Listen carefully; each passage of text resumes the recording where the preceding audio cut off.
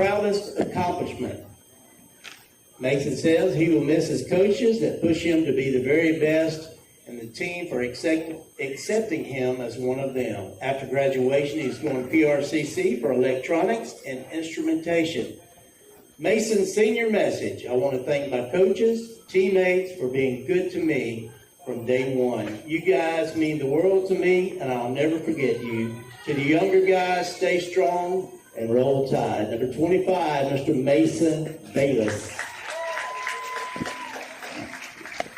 Our next senior is number 20. We just call him Frank around here. Mr. Landon Franklin.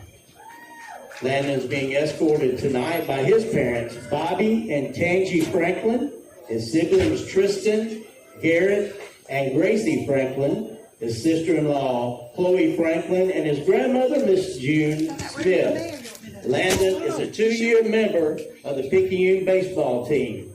He is a pitcher and designated hitter for the Tide. Baseball is his passion and dream, but his love for the Lord and Savior far surpasses it all. He is also a member of the FCA, where he has served as speaker and led school prayer as well. His proudest accomplishment is the opportunity to play the game he loves deeply, while also witnessing his own growth and the development of his team over the past years. Landon will miss the long practices and putting in the hours with his brothers on the field. He would like to thank God for allowing him to play the game he loves so much and is trusting in God's plan for his future, where he will continue his education and play college baseball. Landon's senior message: I would like to thank my parents for supporting me in moving to play with the best team in the South, as well as my entire family for your unwavering love, support, and prayers. I would also like to thank my coaches for everything: the grind, the hours, and the lessons you've taught me. You made me grow as a player, and even more so as a man. I'm incredibly grateful for my teammates, who I consider brothers.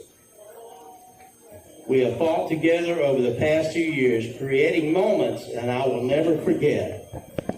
I encourage the underclassmen to remember to keep their blinders on and play for one another, honoring God in every play, every practice, and every moment on and off the field. As for my buddy, number 20, Frank Landon Franklin. Our next senior is number 11. We just call him Petey around here, Parker Hilton. Parker's being escorted tonight by his mom and stepdad, Karen and Brad Thibodeau. His dad, Russell Hilton, his grandmother, Margaret Bourgeois, and his siblings, Lennon, Bro, and Morgan Thibodeau. Parker is a 6-year member of the Tide baseball team, where he plays center field and is a pitcher. He also a member of the swim team at FCA. His proudest moments of high school are representing Picayune at the MHSAA Swimming State Championships 4 years in a row, and being named a 2-time All-Star and All-District player in baseball. Parker says what he will miss most about Picayune baseball is the grind and the culture of this place. His future plans are to play baseball at Colin Community College. Parker's senior message: don't do it for you, do it for the guy next to you. Great words. Petey, my buddy, Mr. Parker Hilton. Our next senior is number 16. They call him Ernie Bruce around here. That's Mr. Ian Herring. He is escorted tonight by his mom, Tabitha Stogner, and stepdad Cody, as well as his dad, Justin Herring, and stepmom, Caitlin. He has been a member of the Picayune baseball team for 6 years, where he plays the infield at second base.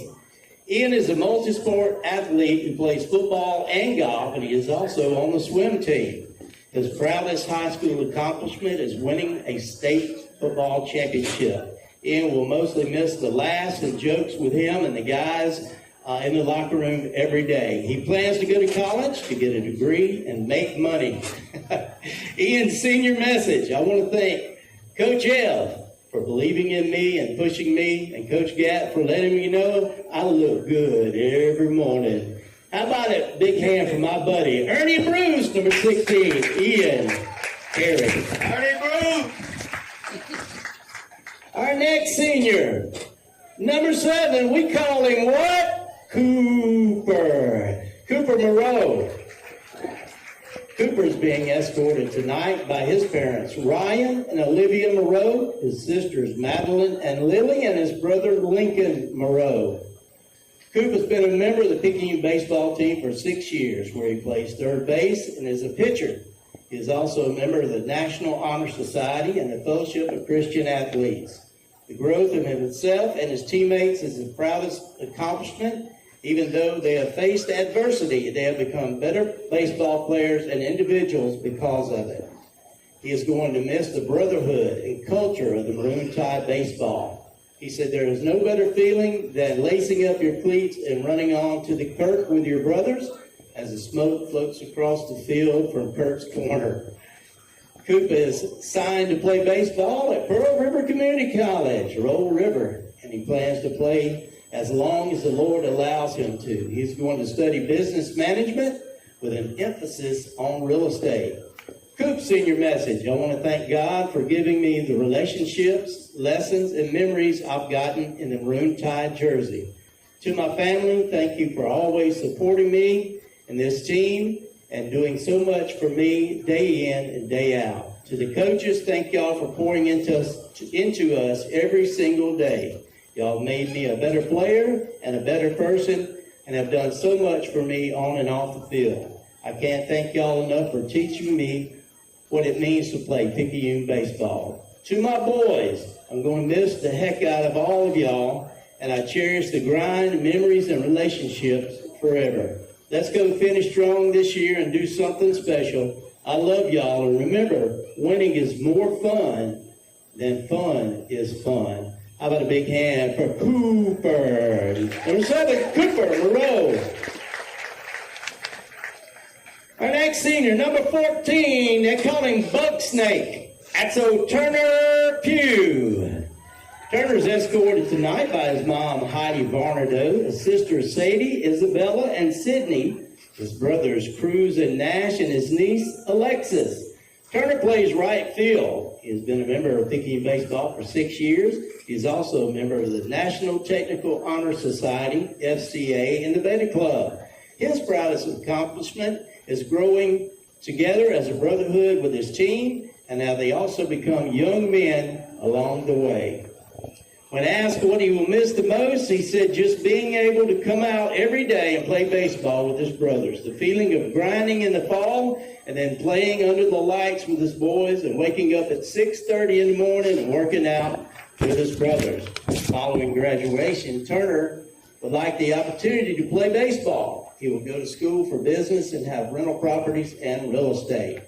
Turner's senior message, I want to thank Jesus for making this all possible and most fun for 6 years of my life.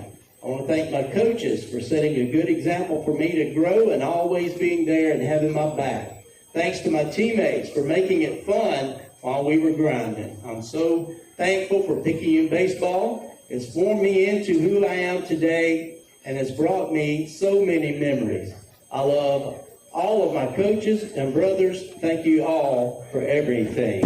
My buddy number 14, Turner Pugh.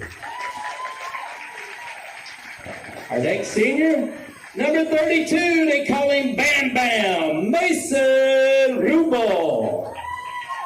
Mason's being escorted tonight by his mom, Melissa Rubble, and his little brother, Caden Pellerano. Mason is a 5-year member of the Tide baseball team where he plays first base. Mason says what he will miss most about Picayune baseball is the brotherhood, the bus rides after a win, and Coach Evan.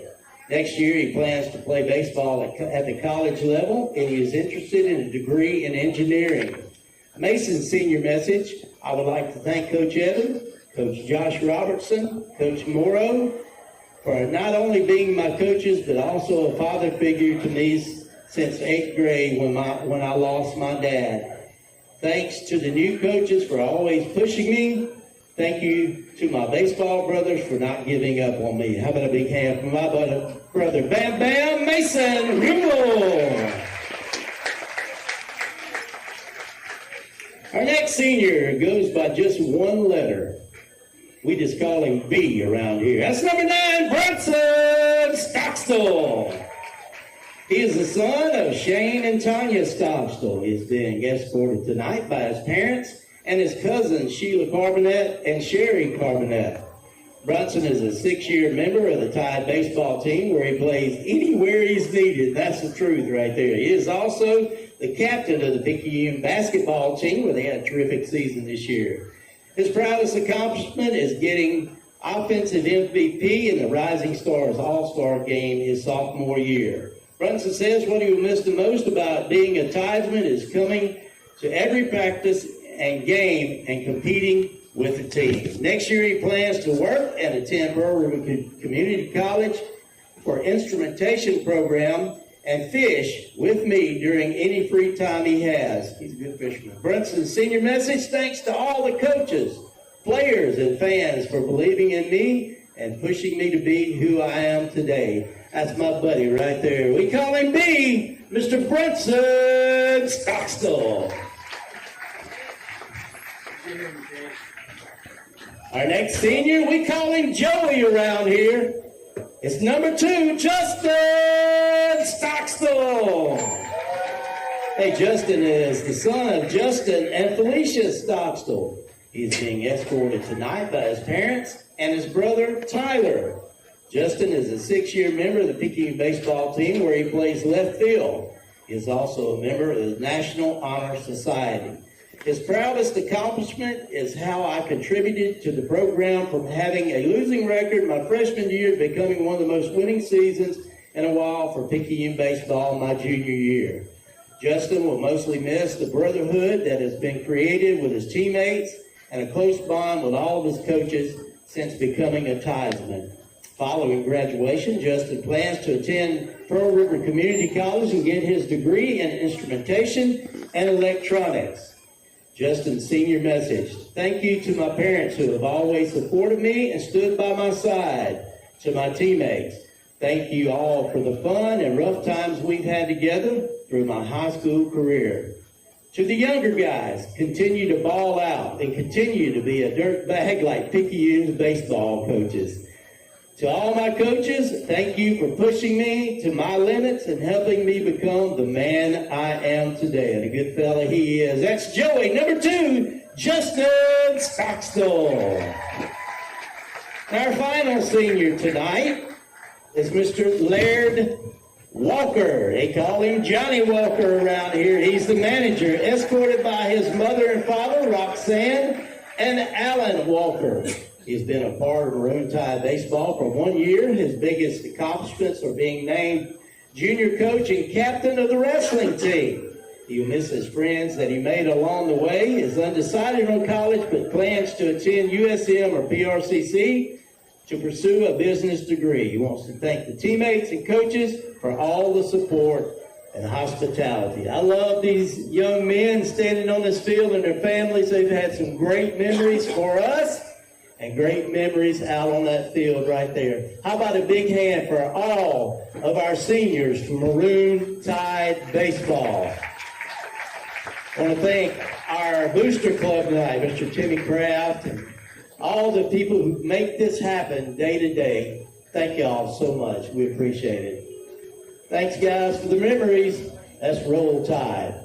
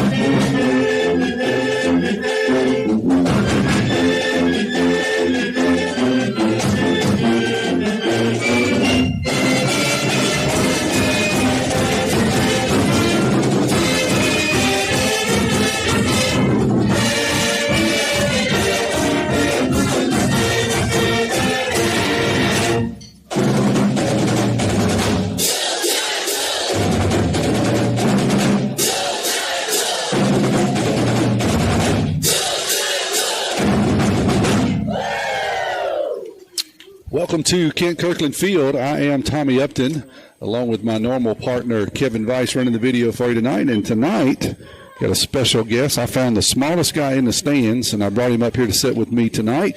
You may remember him from football. Mr. Jacob Feely is joining us, so he'll be adding some color and I know some witty comments to the baseball game tonight. We'll cut over to him in just a minute. I want to catch you up on what's been going on. If you've been watching the stream on our YouTube stream, you notice that we started a little early tonight as we had senior night, and we wanted to broadcast that. A couple of the parents and grandparents are not able to be here, so tried to capture that. Appreciate Kevin doing the camera work, and Mr. Jerry Grubbs doing the announcing as we tried to lay that down on video for you guys, either to go back and look at or be able to see remotely. So hopefully you're able to see that. Tonight, Picayune's going to take on Ocean Springs, coming off a thrilling victory last night over the Poplarville Hornets, 10-7. A comeback win as they spotted Poplarville 5 in the first inning and then kind of just started chipping away at it. We kicked a few field goals here and there and ended up getting it to within one in the sixth inning, and then was able to score a couple of more runs and hold them off in the sixth and beat them 10-7. Those two teams will do it again tomorrow at 1 o'clock.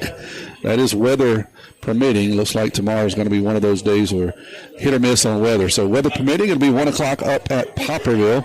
Those two teams will do it again. Tonight, though, you're in for a good one. Ocean Springs has always got a really, really good ball club. Picayune's been playing a really good ball, 7-2 on the season. And before I go to Jake and kind of get his thoughts and catch up on him with what he's been doing the last few months, I'll give you a recap. Picayune started the season. Actually, they started playing a jamboree on Saturday the 8th. They beat Columbia and West Marion in just 2 5-inning affairs the same day. And then this first 7-inning game was against Biloxi. They pounded them 11-1. They got beat Thursday of that week by Archbishop Rubble out of New Orleans, 9-0. And then they beat St. Stanislaus 6-4, beat Bay High twice, 10-0 and 14-2. Then they went on to beat Pass Christian 13-0. They got pounded by St. Patrick by 12, 22-10 in a game. They spotted them 11 runs in the first inning, gave up 8 errors through the first 4 innings. So not a good performance by the Tide. But the good news is they turned around on Friday and beat St. Patrick 10-9 right here at the Kirk. And then, of course, last night, as I said, they beat Poplarville 10-7. So Picayune's been turning in a lot of really good numbers offensively. Been pitching pretty well for the most part. Struggled a bit on some defensive plays. And then I would say some of the pitching has had trouble landing some breaking pitches and had trouble a little bit with some control issues. I'll just kind of say that. It really seems to have dropped off at what I'm observing, and Jacob, and ask your opinion here. I know you haven't had a chance to watch them a lot. You've been traveling, I know, for work, but you've caught a couple of games, so I ask you kind of what you see out of this Tide team. But what I see is a team that they can hit the ball and score runs, but can also turn it around and give up some runs pretty quickly. And then I see some pitchers. We got 2 or 3 guys we're going to depend on quite a bit. And then after that, it's going to be pitching by committee, meaning can we get an inning or 2 innings out of a guy? You know, we don't have what we had in the past 3 years, which was unusual. We had a guy we could kind of give the ball to and probably going to get 6-7 innings out of them every single week. I had a couple of those guys. And then you had a couple of relievers that you were pretty sure were going to come in and finish 1 inning and 2 innings if needed. So it's a little bit different approach this year. You don't have those arms. You have maybe 1 of those arms, possibly 2. But after that, we're going to be pitching by committee, which is okay too. You still win a lot of ball games, especially when you're scoring 10, 15, 20 runs a game. That gives you a little bit of flexibility if you got to pitch by committee. Have you had a chance to really sit in and see anything out of Picayune early in the season so far?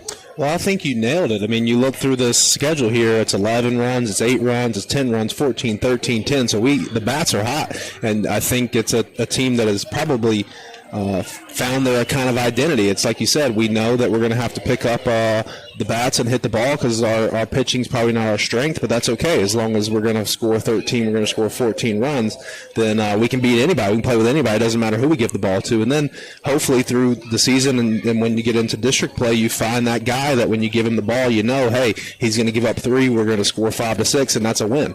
Absolutely. And one of the things that I can bet, since the last time you and I talked, at least on the air, one of the things you're not going to see tonight that you saw the last time you and I did this is some powers. You're not going to see powers to the right, powers to the left. Different type of ball. So we're going to test Jake's knowledge tonight. We know he knows football in and out. We'll see what he knows tonight about baseball, and I got a feeling it's going to be quite a bit. He's pretty sharp. You're listening to Marine Tide Baseball on WRJW. We'll be back here in 30 seconds. Looking for a gym to help you become a healthier you? The gym at Picayune is the place to be with its large open facility, modern equipment, and knowledgeable staff led by owner and operator Edgar Woods. The gym at Picayune offers a variety of workouts and classes to meet your specific needs with 24/7 access. The gym accepts silver sneakers, which is available at no cost for adults 65 plus through select Medicare plans. More space, more equipment, more growth. The gym at Picayune. First Place Express Car Wash in Picayune would like to say a huge thank you to their loyal customers. First Place Express Car Wash is happy to serve its local community with 2 locations, Highway 11 North just past Coast Electric and Highway 43 South just a quarter mile east of I-59 at Exit 4. First Place Express Car Wash is locally owned and operated. You know they'll treat you right. Remember, when it comes to your vehicle's shine, First Place Express Car Wash in Picayune will have you saying, if it doesn't shine, it ain't mine. Tommy Upton along with Jake Feely tonight, and also we have Mr. Kevin Weiss running the video for you tonight.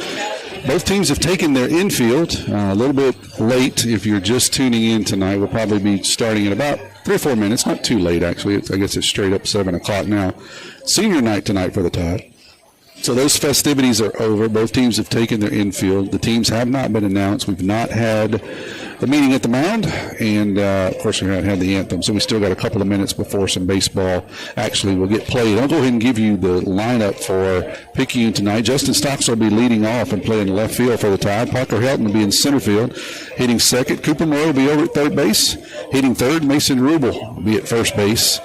And batting fourth, Landon Franklin will be the designated hitter tonight. He'll be hitting for Colt Robertson, who will be on the mound for the Tide. Turner Pugh will be out in right field hitting 6. Mason Bayless will be behind the plate tonight, hitting in the 7th spot. Bronson Stoto will be at shortstop, and Ian Herring is going to be at second base, batting ninth tonight for the Tide. I'll give you a few stats. The umpires and the coaches and the officials are making their way to home plate right now as they'll have the meeting before we get started. Cooper Moore is just absolutely on fire. He is still hitting at a 667 clip. 667 clip. He is 18 for 27, driven in 14 runs, scored 11 runs, and only struck out 3 times. He's walked 5. All of that out of 34 plate appearances. So absolutely on fire for Cooper Moreau tonight. Also, Turner Pugh has been hitting the ball really, really well. If Cooper wasn't hitting at 667, we'd be talking about Turner hitting at 519. So he's coming in 14 out of 27 tonight. He has 10 RBIs to his credit, 7 runs scored, 3 walks, and 4 strikeouts. If we look down some of the other guys still hitting very, very well. Parker Hilton hitting at 483. He had 3 or 4 hits last night. Colt Robertson is hitting at 393. Landon Franklin at 381. Bronson Stoto 318, and Mason Bayless at 292. And Justin Stoto at 258.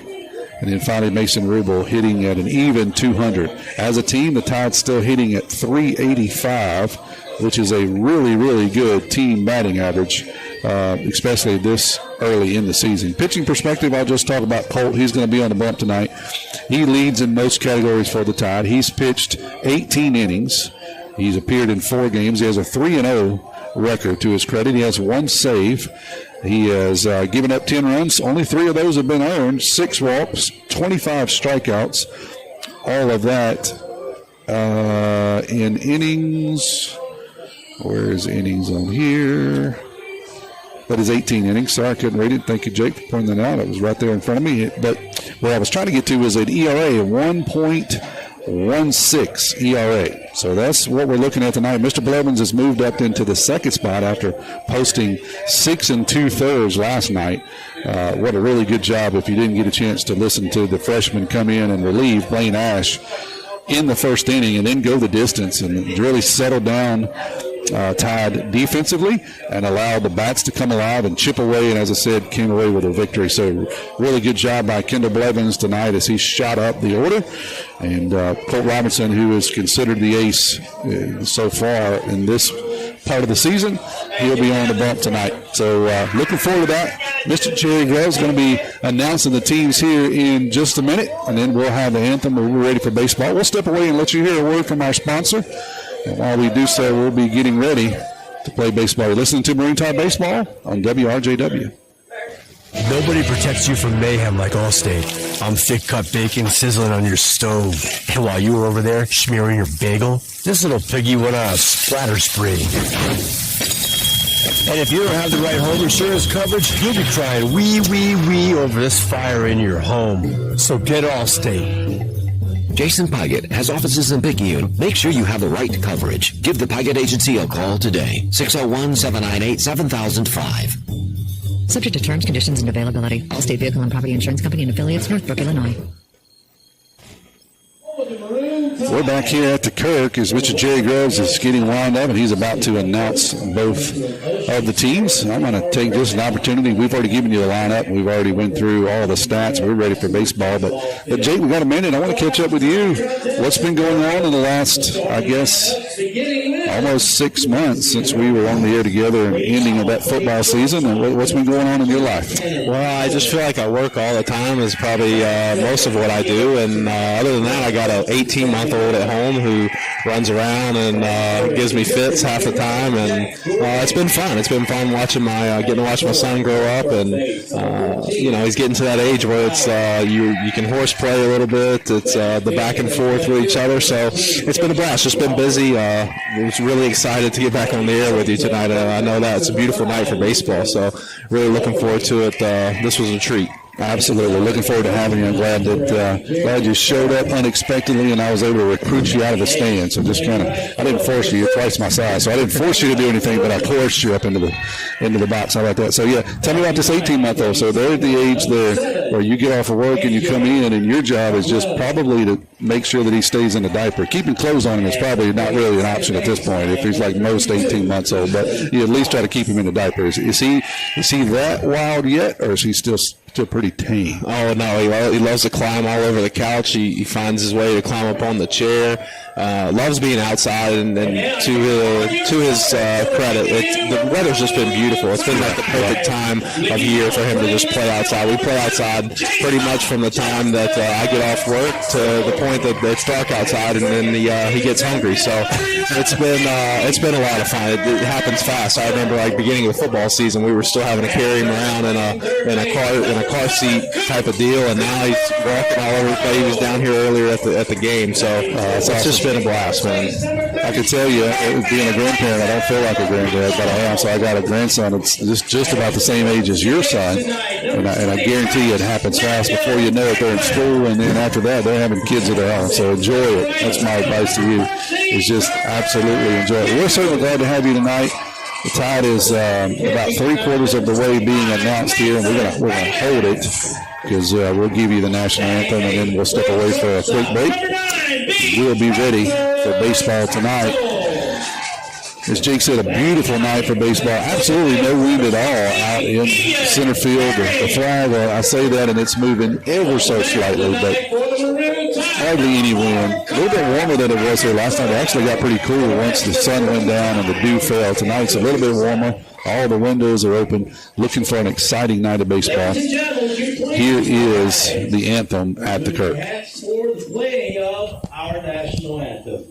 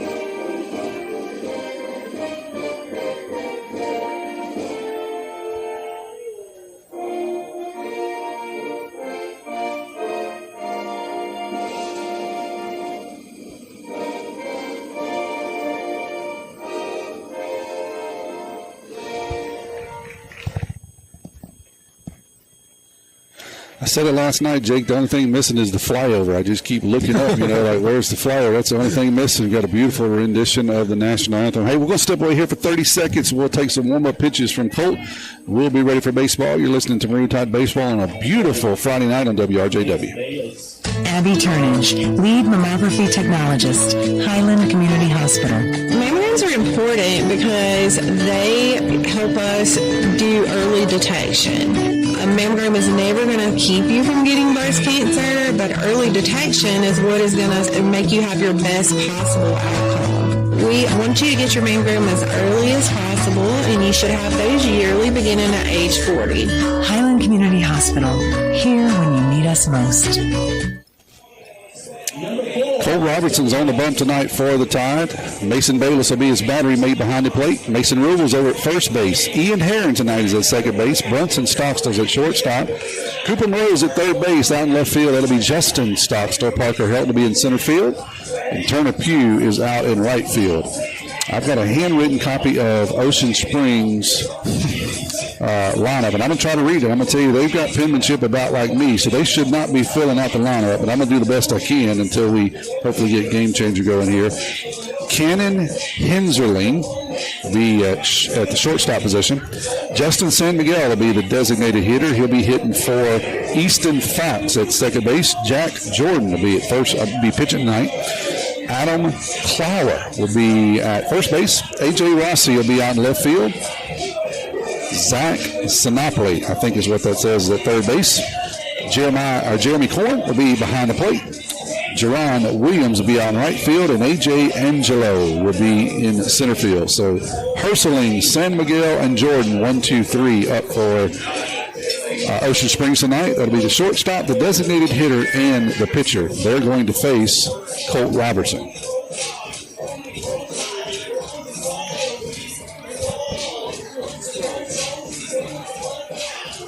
All right, it's time to play ball. Leading off for the Greyhounds, the shortstop, number 22, that's Cannon Hensley. All right, here's Hensley. He's going to stand in. Nobody on, nobody out here in. Top of the first, we're underway. The first pitch is going to be hit out into center field. That's going to get down and beside Parker Helton, go all the way to the wall. Parker will track it down, throw it into the shortstop, and that's going to be one pitch and a single.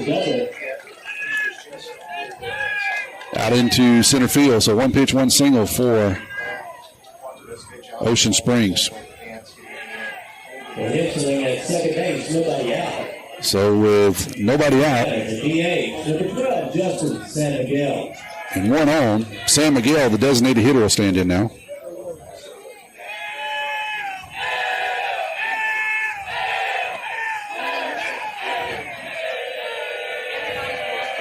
First pitch to him is going to be in there for a strike. Strike one.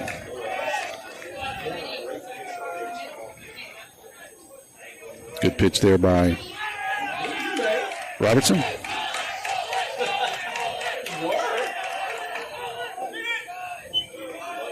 That one's going to be down low for a ball. 1-1 now the count. Henserling jumped on Colt early, and that's something, just from the stats with Colt coming in with a whip under one, and you don't see that a lot for them to give up stand-up double. Yeah, that was a good pitch. Henserling just, as you said, drove it out into center field, kind of got all over it. Swing and a miss there. 1-2 goes the count to San Miguel. Colt settling in nicely, though, gets ahead in the count.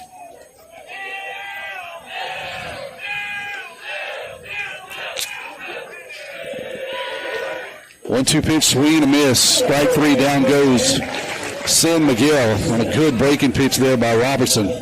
So that'll bring up Jordan now. That is the pitcher, number 11. Great job to come back after the first pitch double to get a strikeout. Runner stays, got one out. I mean, seems to be par for the course for Colt, giving up 1.1 earned per start. See if he can settle in here and erase that. First pitch is going to be swing and a miss. Good breaking pitch there by Colt. Jumps ahead 0-1.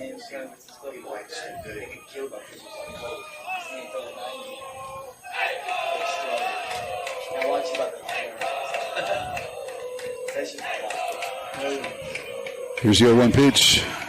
That's going to be over the outside corner.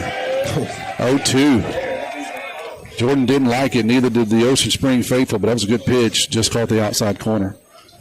Just underway here, 0-2, 1 out. Runner at second, top of the first, no score. That one's going to be blocked up by Bayless off the outside corner, 1-2. Yeah, nice job, Bayless being a wall back there on 0-2. He's letting his pitcher throw it, down in the dirt, trying to get a swing and miss there.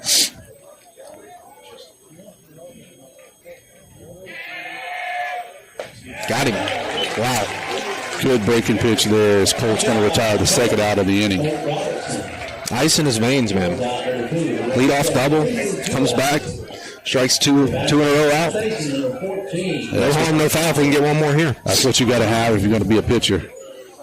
Ice in your veins.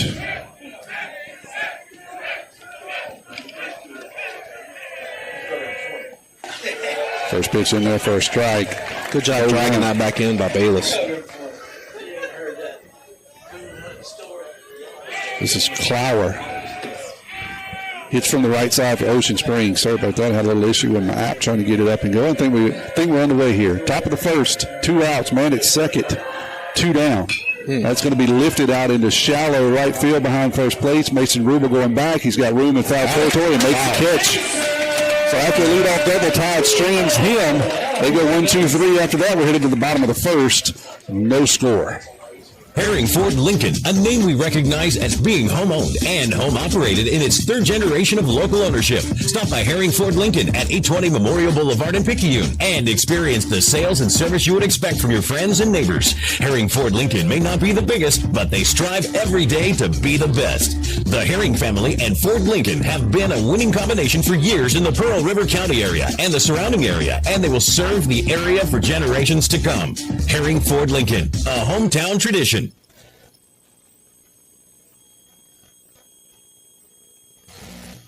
At Sonic Drive-In of Picayune, Tuesday after 5 p.m. till close is Family Night with half-off cheeseburgers. Sonic Drive knows how hard it is sometimes to feed your whole family, and we want to give you a break on Tuesday nights. Half-price cheeseburgers. It's how Sonic Drive-In helps you feed your family. Remember that Sonic Drive-In of Picayune on Highway 11, just north of Highway 43 North, is happy eating at its best. Tuesday's Family Night with half-price cheeseburgers. That's what you get at Sonic Drive-In of Picayune. Tommy Upton back here along with Jake Feely tonight. Looks like it's going to be a night of technical issues. Still trying to get our apps to work. So if you're watching the stream, we'll get it squared away here in just one moment. The Tide started off, or Ocean Springs started off with a double. Tide was able to then record 3 outs, 1, 2, 3, and strand him at second base. Leading off will be Justin Stockstill for the Tide. And I want to remind you that the first pitch of every inning is brought to you by your hometown bank, FNB Picayune. Hometown community spirit, hometown community pride.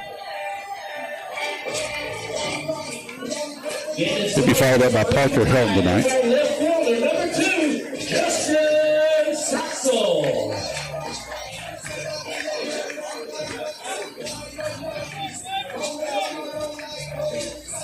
One, two, three for the Tide, all hit from the left side.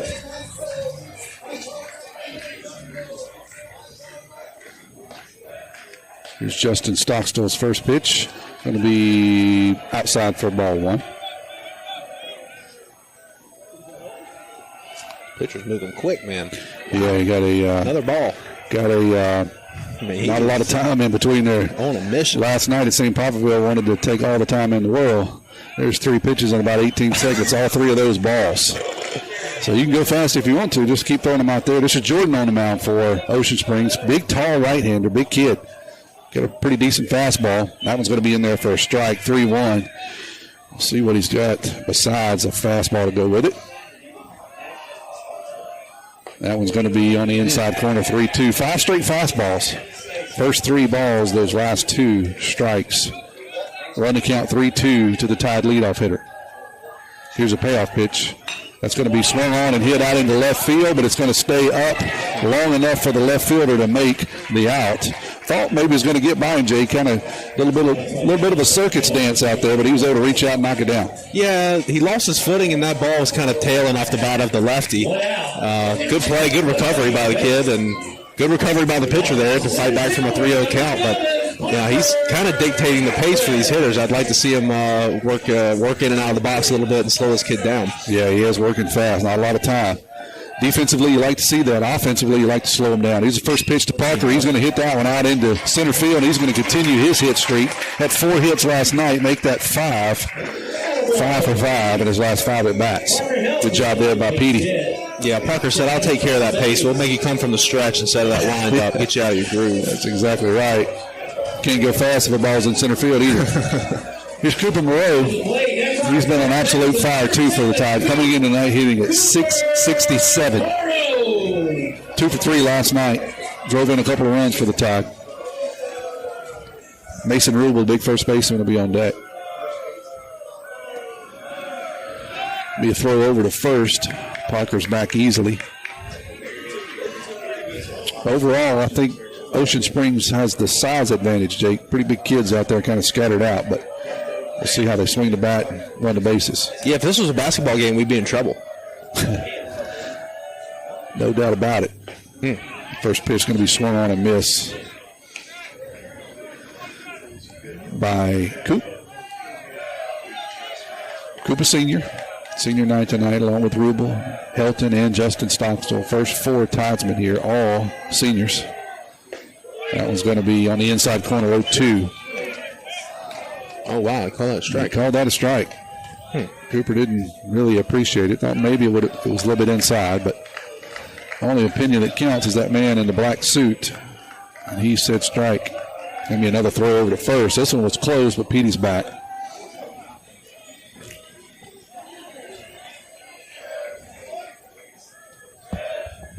Jordan from the stretch takes a look at first. Long look at first. Here's the pitch. Petey's going to go. Cooper's going to swing, and that's going to be a stolen base. It kicks out into center field, and Parker's going to go on the overthrow. So give him credit with a stolen base. Then we'll have an errant throw that'll get him over to third. But that will retire Cooper on the strikeout. Yeah, Parker, one of the most incredible athletes I've ever seen. I got to watch him in the weight room a few times. I mean, he would stack these boxes up to like his chin and just jump on top of them. I mean, he's state champion or state participant in the swim team. Awesome. Yeah, dude can go. He's definitely an athlete. He's a menace on the base pass. First pitch to Rubble is in there for strike 0-1 to the big first baseman. Parker Hilton stands down at third now. Got 2 outs. Here in the bottom of the first, no score. That one's going to be down low for a ball. 1-1 now to Rubble. Landon Franklin due up next for the Tide. That one is outside. 2-1 now. Tell you what, if this was a football game, Rubble will be the first one off the bus. No doubt about it. He's a good-looking kid. He is. They call him Bam Bam. And now you know why they call him Bam Bam. He's built like that. He's looked like that since the 8th grade. Swing and a miss. 2-2 now to Rubble. He definitely has Division I body. For sure. And like I said, he's literally looked like that since the 8th grade. I remember the first time I saw him. I said, who's this new senior on the team? He said, no, this kid's in 8th grade. He's going to pound that one to the shortstop. Big high hop. Shortstop's going to fumble it, but still be able to throw across the diamond for the final out of the inning. So Parker will get a single. He'll steal a base and move up on an error, but we'll strain him at third. We're headed to the top of the second. No score here at the Kirk. We got your back. Back pains and injuries, Dr. Moore understands. No more pain, no more hurting. She just uses her hands. She got the #1 clinic that I recommend. She has a lovely crew too, and they'll fix you right up. So call Dr. Moore when that pain gets rough. Cause we got your back, ayy, we got your back. We got your back, ayy, we got your back. We got your back, ayy, we got your back. More Chiropractic Clinic, located at 6682 Highway 11 North, Suite 103, Cherry, Mississippi. 9426. We got your back. At Pearl River Community College, my story starts here. Join the Wildcat family and find your path to success today. When you enter Wildcat Country, you're more than just a student, you're family. We welcome everyone, from recent high school grads to returning students or career changers. With pathways that cover every dream and goal, PRCC offers a place for you to grow, learn, and succeed. Come be part of a tradition of excellence, and let's start your journey together at Pearl River. We're headed to the top of the second, where the first pitch of every inning is brought to you by your hometown bank, FNB Picayune. We're there, Picayune Marine Tide proud. Stop by the main branch at 121 East Canal for all your banking needs. Colt Robertson out for his second inning of work. Gave up a first pitch double, and then was able to retire the Greyhounds 1-2-3 after that.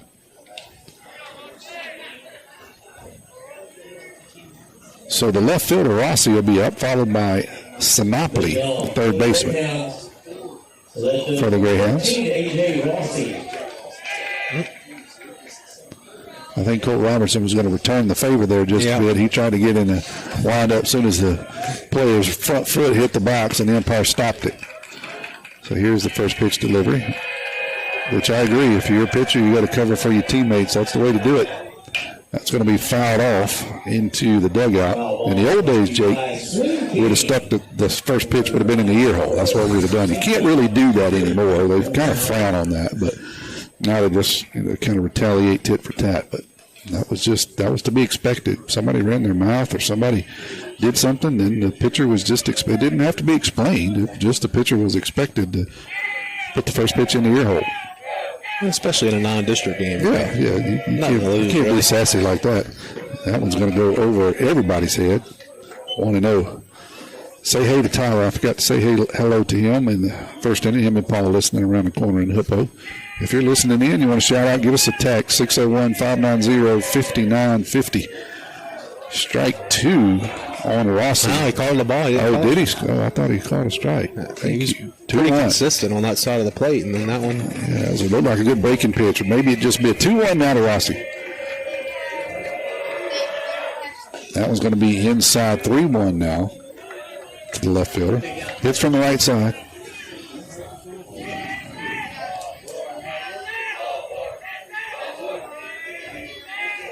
Here's Robinson's 3-1. That's going to be swing and a miss, 3-2. Nice pitch. Pull the string out from under it. Big swing and a miss, though. This kid looks like he's trying to put it out there in Airport Road. Jeff Stockstill listening in from Jeff Soares. Hey, Mr. Stockstill, glad you could catch us. That one's going to be inside for ball 4. So he'll head down to first. That'll bring up the left fielder, Sinopoli. I'm sorry, the third baseman, Sinopoli. Followed by Corn, the catcher. Throw over to first. Rossi is back easy. We're in the top of the second, no score. Each team has a hit. The Greyhounds have committed one error. Square to bunt, pulls it back, so it'll stay up high for ball 1. Rubble having to hold him on at first. Maro is going to play in on the grass at third base. Looks like Colt may have a wristband on or something. The umpire is going to ask him to take that off.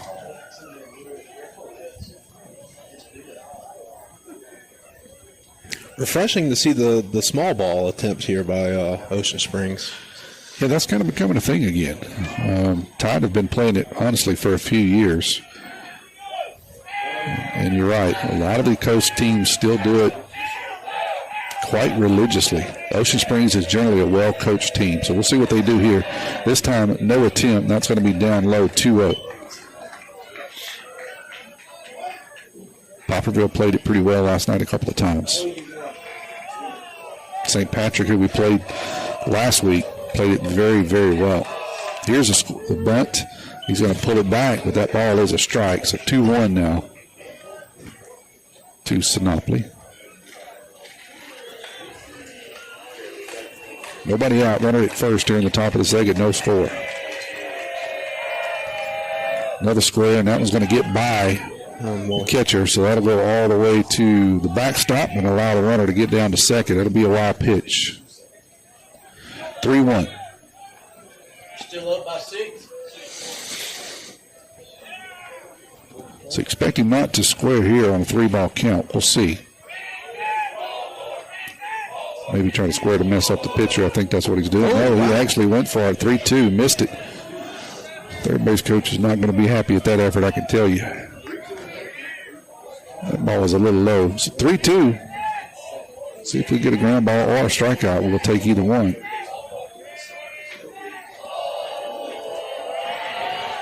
Robertson's pitch going to be outside, ball 4. Got to put runners at first and second. Got to bring up Corn, the catcher. First and second, nobody out. He also hits from the right side for the Greyhounds. Yeah, it looks like Colt's just still trying to find his comfort zone here a little bit. Sometimes you got to get those breaking pitches sighted in a bit, and you just got to figure out where they land and where you can start them. He's going to square the bunt 2 and missed, so 0-1. They called it a strike. I don't know if they say he went because that certainly wasn't a. Yeah, he looked like he left the bat out there. Ocean Springs didn't really like it. He's looking for an explanation from the umpire. The umpire's giving him no explanation, just inviting him to get back in the box. So 0-1. Nobody out. We got runners at first and second here. Rubble not holding him on at first. He's in on the grass. Now he's charging. He's going to pull back. That ball's outside. 1-1. Mason Bayless will throw down to second base to keep the runner close. If you're just joining us, it's still no score here in the top of the second. Each team has a hit. Ocean Springs is batting here in the top of the second. And we got runners at first and second, nobody out. That one is going to hit the batter. Are they going to say it hit the bat? He made neither call. It hit something and fouled off. So since he stays in there, we're going to say, what are we going to say here? He called it a ball. So I think you got that one wrong. It hit the playing field. So it hit something, but we'll just call it a ball 2-1. He squared the ball, the ball was inside, and it looked like it hit the bat. But the umpire calls nothing. So 2-1's a count. That one's going to be laid down but foul. So 2-2. Rubble's just about standing in the circle around the plate. He's right up in his grill at first. So Corn's going to have to lay down a good one or either just give up. I'm going to have to start taking odds on when they're going to get this bunt down. I mean, we've got to be 0 for 8 here. Yeah, they're trying. There's got to be an over and under here. I agree with you. Here's a 2-2, swing and a miss. Got him. Down goes Corn. Got himself in a hole. Trying to bunt, and then got fooled on a breaking pitch. That'll bring up Williams, the right fielder. We'll see if he tries to bunt here. Now 1 out. Runners at first and second. They're just trying to get somebody over to third. So far, been unsuccessful. Got a walk and a strikeout to show for it. Rubble's guessing. He inches in. That one's going to be outside for a ball, 1-0. No attempt there by Williams to square. I guess that's why they don't bunt in the major. They just tell you hit it over the wall. Yeah, that's kind of the thing. Gorilla ball. Here's a 1-0. That one's in there for a strike. 1-1 on the outside corner. Colt struggled just a bit early with a few control issues, but starting to line up that breaking pitch. If he can get it to land where he wants, I think we'll be fine tonight. 30 pitches thrown so far. There's 31. It's a ball up high, 2-1. Tommy Upton here tonight with you, along with my football buddy, Mr. Jake Feely. And, of course, Kevin Weiss still running the camera. Appreciate all the work that he does for us. And you, here's a 2-1 pitch. That's going to be lifted out into shallow right field and foul territory. Rubble's going to settle under it, says he has it, and he's going to make the second out of the inning. I think Colt just likes the challenge. I think maybe they should start with a couple players on base, and then he just settles in, man. It's like it's just him and the catcher out there. He can't be bothered. It's like the old softball rules. Put a runner on first and second, start at 3-2. Here we go, right? All right, it's going to bring up number 9. Aguilo. He's going to hit. First pitch to him is going to be in there for a strike, 0-1. I mean, he's really settled in now. Yeah, he is kind of locked in. Sometimes it's just as simple as changing to a stretch position from the windup. It's just, just kind of figuring it out and get locked in. We got runners at first and second, 2 out here in the top of the second. That one's up high for a ball, 1-1. No score. Each team with a hit. Ocean Springs has 1 error. Tide will be in action again tomorrow, weather permitting, at Poplarville. Single game, 1 o'clock. That one's going to be down low for a ball, 2-1. There's not like an official pitch count or anything in terms of a limit on these guys are there at this? I believe, and somebody's listening will correct me, it's changed back and forth. I do believe there is an innings per week, if I remember correctly. But somebody's listening and will text me and remind me what that is. That's going to be lifted foul, 2-2. Foul ball brought to you by Ross Gilbo from Bureau. Arguello, the center fielder, hitting. If flip it over to the top of the order if we don't get this out. Robertson's going to come set. Take a look at second. Here's a 2-2 pitch. That's going to be swing and a miss. Wow. Swing and a miss. So Robertson gets the first couple of guys on, then able to pitch his way out of it. Once again, we'll head to the bottom of the second. No score here at the Kirk. Looking for a gym to help you become a healthier you? The gym at Picayune is the place to be with its large open facility, modern equipment, and knowledgeable staff led by owner and operator Edgar Woods. The gym at Picayune offers a variety of workouts and classes to meet your specific needs with 24/7 access. The gym accepts silver sneakers, which is available at no cost for adults 65 plus through select Medicare plans. More space, more equipment, more growth. The gym at Picayune.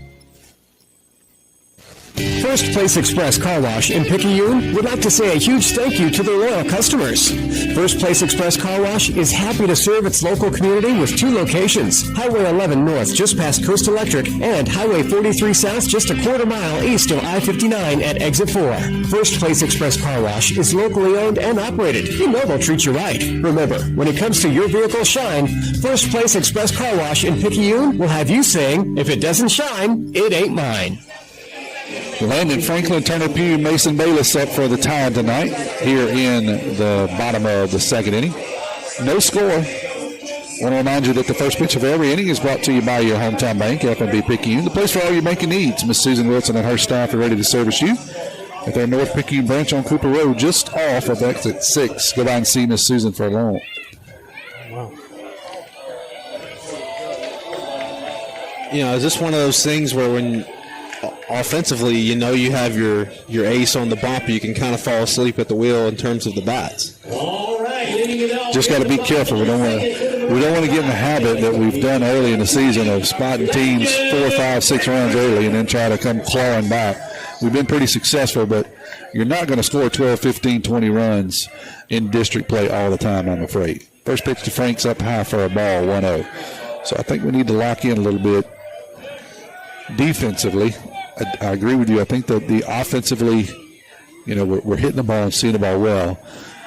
We're going to make a good run in the district. We need to be able to get some pitching and defense in there. That one's going to be outside, 2-0 now to Frank. A lot of the pieces are in place here. Some of them starting to fall into place for the Tide to make a run. Here's a 2-0, and that's going to be fouled off. 2-1 now to Landon. Another senior. Transfer in. His brother played here football a few years ago. His family had to move. And then he transferred in a couple of years ago to return to this team and play, and we so appreciate him and the years that he's played here. That one's going to be 2-2 on the inside corner. Good ball player and good fella.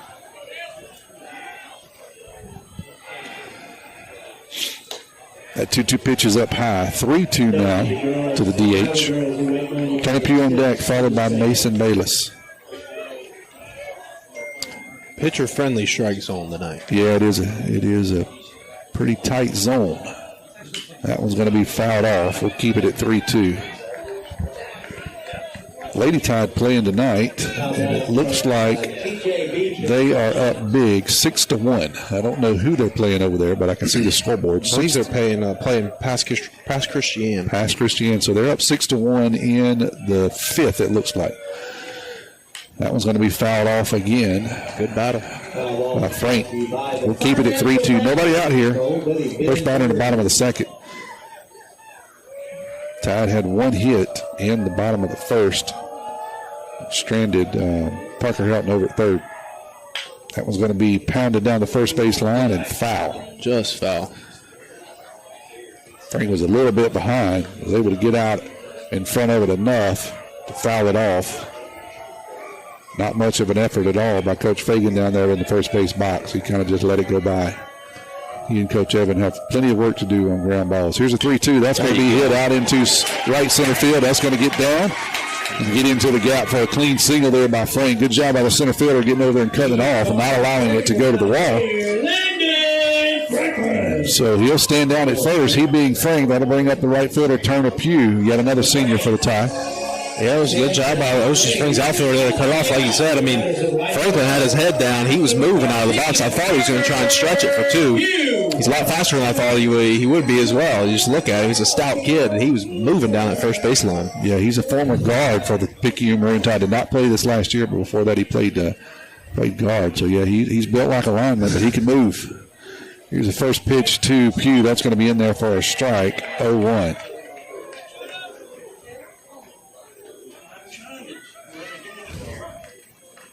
Second inning in a row, Todd's got traffic on the bases. Let's see if we can get some production here. Throw over to first, not close. Here's the 0-1 pitch now. Swing and a miss there by Pugh. He's down quickly, 0-2. I see him standing at the top of the stairs, just looking and waiting. Just let him know. And it says we have a change in pitcher on my game changers. If this is this number 14 pitching, that's going to be up high for a ball. 1-2. I didn't catch it. They look exactly alike. It is. This is Clower pitching. Jordan pitched the first inning. I didn't catch the pitching change, so I looked down on my scoring app, and I see that Clower here. So he came in this inning, started the second inning. Here's a 1-2 pitch. That's going to be fired off right over the top of our heads. It will remain 1-2. Next week, we got a Wednesday-Friday affair. Wednesday, a team that I've never heard of, Jake, Pillow Academy. Pillow Academy. Pillow Academy. Ever heard of them? I have not. I have not either. We'll play them down at D'Iberville in the tournament. That's going to be just off the plate. And Turner Pugh has a really good eye because I could have never taken a pitch that close with 2 strikes. Catcher didn't love it. He kind of showed up the ump there by his antics, but sometimes that backfires on you. We'll see 2-2. Yeah. Got a runner at first here. That's going to be, I thought, high, but the umpire said strike 3. Turner didn't like it either, but I think maybe that's a makeup call for the previous one because the previous pitch looked better than that one. I agree. So now with 1 out and a runner at first, that'll bring up Mason Bayless. Yet another senior for the tie.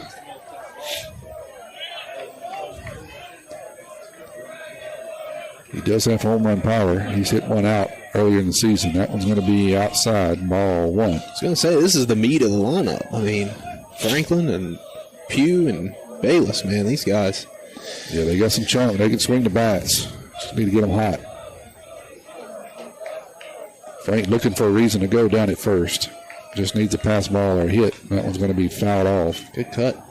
1-1 by the Tide backstop.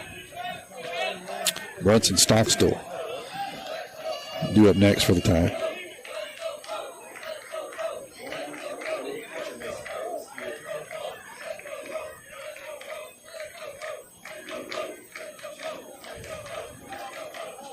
Clower's going to come set, take a long look over at first. Here's the pitch. That's going to be way outside, 2-1.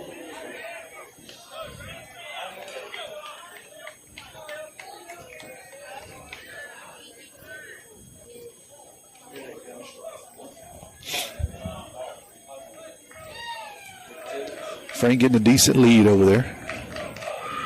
Here's a pitch, swing and a miss, 2-2 to Bayless. Good strong swing by Bayless. He just pulled his head out a little bit. 2 strikes here. Hopefully he shortens that up and just tries to move that runner over. Probably going to get a breaking pitch. He does, swing and a miss. You called it. Yeah, I could see that last swing on a breaking pitch. If I were a pitcher, I wouldn't give him anything else, and that's what he got. And you called it. He pulled his head out. He was trying to hit that one out into the landing strip out there, the airport. But you got to stay down on it. So that'll be 2 outs now. Runner at first. That'll bring up Bronson Stoto. Another Picayune senior. Are you catching a pattern here in the lineup? Lots of seniors Picayune going to have to replace next year. Ian Herron on deck for the Tide. That's going to be in there for a strike. 0-1 to Bronson.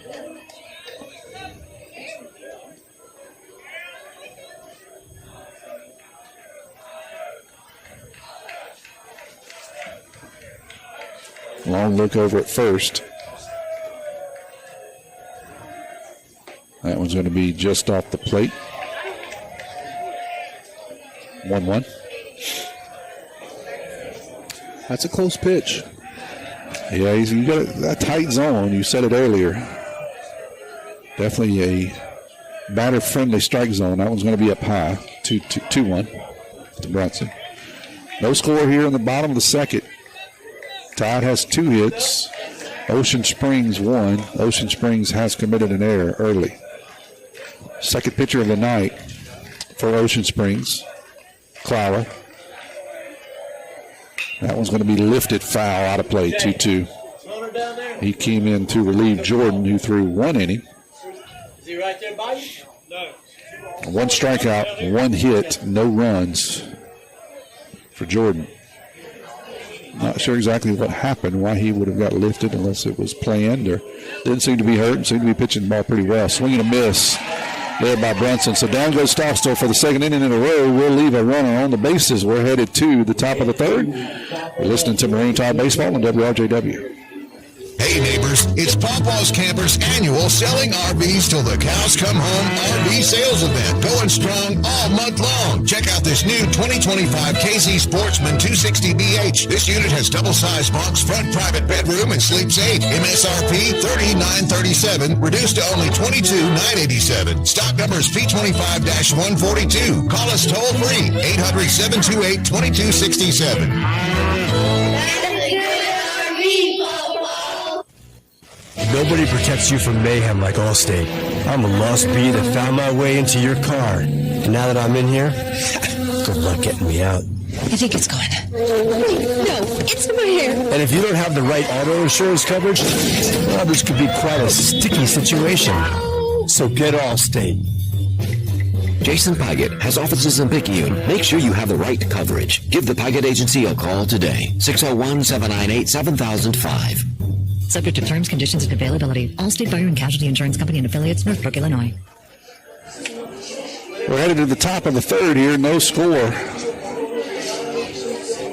Ocean Springs coming to bat. I want to remind you that the first pitch of every inning is brought to you by your hometown bank, FNB Picayune, where they always put you first. Stop by the South Branch and see Miss Tracy Acker on Memorial Boulevard for all your banking needs. Mr. Carey just texted in and said, hey, guys. Said he is glad to hear you back on the air. He was just literally sick of listening to me do this by myself. He didn't say it exactly like that, but that's what he inferred in the text. And I agree with you. I'm so glad to have you sit in here with me. Hopefully we can do it again plenty of times. I'm going to flip it back over to the top of the order here. Left-hander. The shortstop, Henserling. San Miguel will hit next. Henschling saw 1 pitch, lasted about, hit it out in the center field for a double. He fouls that first pitch off. Thank you, Jason Capper, for all you do for Marine Tide Sports. Here's the 0-1. That's going to be down and out 1-1 now from Robertson. Robertson, 38 pitches through 2+ innings. That one's going to be up high and foul off. 1-2 to Henschling.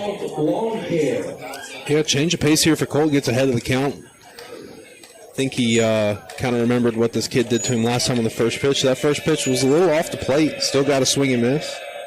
See if he can put him away here. Changing speeds well. You said it. That one's going to be hit hard, but right at second baseman. Herring's going to pick it up, flip it over to second, and record the first out of the inning. Henschling hit it on the nose, but right at Herring at second. So with 1 down and nobody on, that'll bring up the designated hitter, San Miguel. Nobody on at the plate. He struck out his last time up. Justin San Miguel.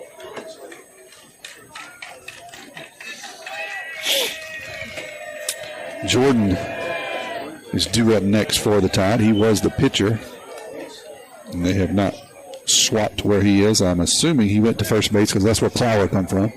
But we'll see what happened here. San Miguel's going to take the first pitch in there for a strike. 0-1.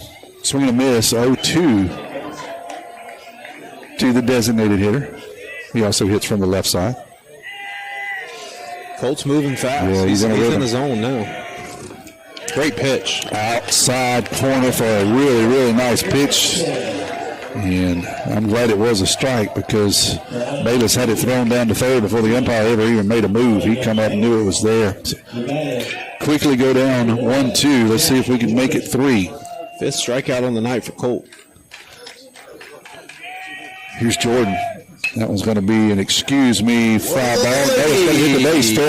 Fair ball, and he is out. He is out. So he just got the ball inside, did not mean to hit it. Cue ball, foul, and then kicked back over, hit the base, and Mason Rubble wisely picked it up and stepped on the bag. That'll do it. We'll head to the bottom of the 3rd. No score here at the Kirk.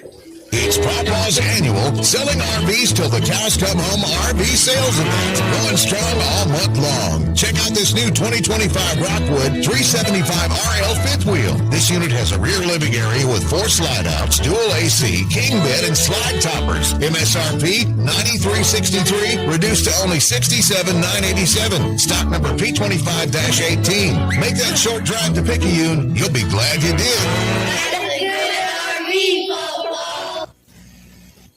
Highland Community Hospital wants to help you get back in the swing of things with its transitional care unit. The swing bed program provides the same caring experience received at all Forest Health facilities around the Pine Belt. Available to patients who need skilled nursing care and physical rehabilitation services, the Highland Community Transitional Care Unit allows patients to recover before returning home after a hospital stay. Transitional care that is close to you, close to family, and close to home. For more information about our services, visit highlandch.org. I see a pattern here, Jake. We got a new pitcher in. Looks like Ocean Springs is going to take this opportunity in a non-district game just to throw some arms out there and give them some work. Got a new one, a lefty in. I don't have his name. I'll wait till they update our chart. So Jordan went 1, Clower went 1, and here is a lefty in to throw the 3rd. I want to remind you that the first pitch of every inning is brought to you by your hometown bank, FNB Picayune. Where hometown means the best service around, with 4 locations in Picayune to serve you. Ian Herron will be up, and then we'll flip it over to Justin Stocks to the top of the order after that. Tommy Upton along with Jake Feely tonight. And Mr. Kevin Rice is running to the camera. If you're listening to us on the air, if you want to watch the stream, you can catch that at PMHS Sports on YouTube, at the @ PMHS Sports on YouTube. This audio will be over top of it. Here's the first pitch to Ian.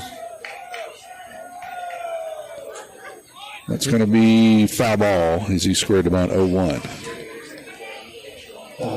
Yeah, Ocean Springs pulling the playbook out of like a Game 6, Game 7 playoff MLB game where you just hand it to somebody, hope they can give you 2 innings, and then keep handing it off. Yeah, I think it's going to be pitching by committee by them. Just give everybody a chance to throw on a game that doesn't mean anything from a district perspective. Of course, you want to win, but just give some pitchers an inning here. Looks like to be their playbook. Todd probably going to stick with Colt through as far as he'll go, if I had to guess. That one's going to be outside, 2-1. So 2 different philosophies from a pitch perspective tonight.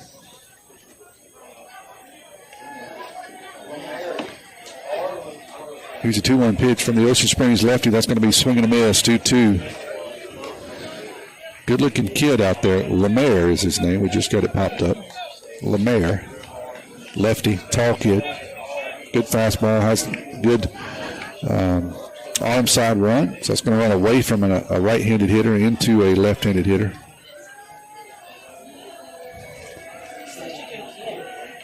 See what he's got here. 2-2, no outs. Swing and a miss on a fastball. Down goes Herring.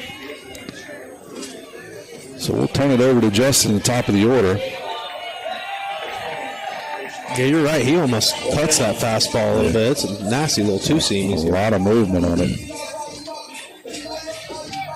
Justin's 0 for 1 officially on the night. Here's that lefty, like you talked about. It's going to move in on his hands. The next 3, 1, 2, 3 scheduled. Him, Parker, and Cooper all hit from the left side. We'll see how they match up on a running fastball. It is going to run in on their hands. We'll see what happens. Breaking pitch is going to get in there for a strike. That looks to be filthy, too. Justin kind of turns around and looks at the umpire. Are you going to call that a strike? I think that's illegal. He spit on it or something. 0-1.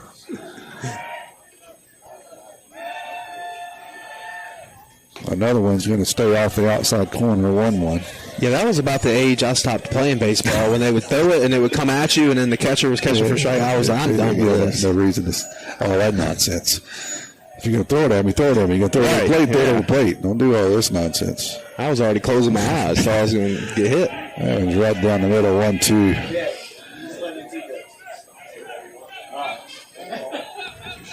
Yeah, when you start getting there about 14, 15, 13, something like that, it's big boy baseball, and they can lock your knees up. That one's going to be hit out into center field. Will it get down? It will. So he got down in front of the center fielder.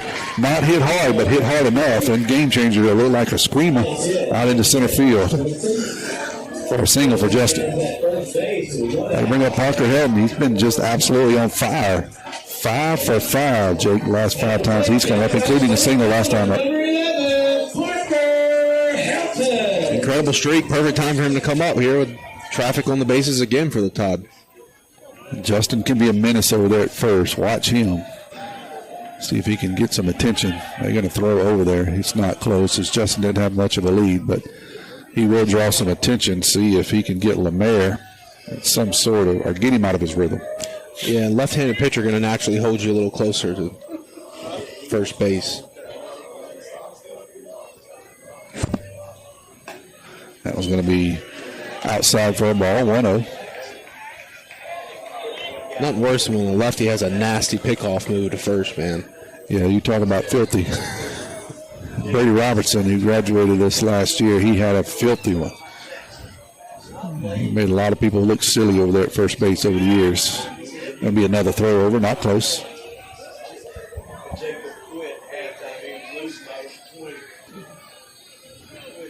We're at the bottom of the third. Tide has 3 hits, no runs. Ocean Springs 1 hit, 1 error, no runs. But a pitcher's duel so far. Pitching by committee by Ocean Springs. This is their 3rd pitcher. Another throw over to first, not close. Colt Robertson has went the distance so far for the Tide. Pending whether the Tide will do it again tomorrow at Poplarville. 2nd game of their series this week after winning last night 10-7 here at the Kirk. Here's a pitch. Justin's going to go. Going to be a hit and run. It's going to get over first base, drop down in front of third base. Going to be a play at third. Boy, he launched. Boy, he's got an arm, but he threw it over the dugout. Everybody moves up. Yeah, so Justin Stockton was going to go first and third on the single by Parker. The third baseman came in, got a crow hop, and he sent it. So that was our first run of the game as it gets out of play, and that'll score Justin from third, and Parker will stand down at second. And that seems to be the weakness for the Ocean Springs team. I mean, both times that the Tide have put runners in motion, they've come up with errors on the defensive side of the ball. I thought maybe the way the kid had maybe the way the kid was coming, he was going to throw Justin out of third because he picked the ball up. Justin had just rounded second base, and he absolutely launched it. He just didn't have the angle right, and he threw it over the fence, over the third base dugout. So they're going to award Parker. I'm unsure about this. Parker was headed to second, as what they're saying on the throw, and so they're going to give him third base. The Ocean Springs coach is not happy about it, but both umpires get together and they move him to third. So Karen may have to explain that one to me. I thought if he was going to third, maybe the rule is it's the base you're headed to plus 1 base. Well, I think he was over halfway to second, and at that point he gets awarded the extra for the. Ocean Springs coach not happy with it. I bring up Cooper, though. He'll hit with Parker down at third. 1 out, 1-0 is the score here in the bottom of the third. That's going to be a ground ball to the first baseman. He'll pick it up, play at the plate. Safe. He's safe. Parker Helt beats the throw in. Parker Helt beats the throw in. Infield was in. The first baseman reached over and backhanded the ball, threw it in, and Parker had a really good slide. So that'll score the 2nd run of the inning. Cooper adds another RBI to his tally as well. He does. We'll see how they score that. One out, over at first base, the batter, Mason Rubble. Fielder's choice is what I'm gathering. Here's Mason Rubble. He'll hit now with the runner at first. 1 out. That's up high for a ball, 1-0. 2-0 here in the bottom of the third. Yeah, Todd getting some offensive production against what I would say is probably one of the better pitchers of the 3 they've seen so far. Yeah, the kid's got some good movement. Here's a 1-0. That's up high. 2-0 now. First baseman did everything right. Made a good throw. Parker Hilton's got really good speed. He got a good jump on the ball and made a good slide away from the plate. Was able to get under the throw. So good job all the way around by both teams. Parker Hilton is the beneficiary. Here's a pitch. That's right down the middle, 2-1. Yeah, and that was a hard-hit ball. I didn't watch, but I'm assuming Parker got a really good secondary lead. I mean, he's obviously fast, but hard-hit ball infield in, kind of right to him. I mean, like you said, good transition into the throw. Great job by Parker showing that athleticism. Here's a 2-1. Long look over at first. Here's the pitch. That's going to be fouled off. 2-2 now to Rubble. Landon Franklin due up next.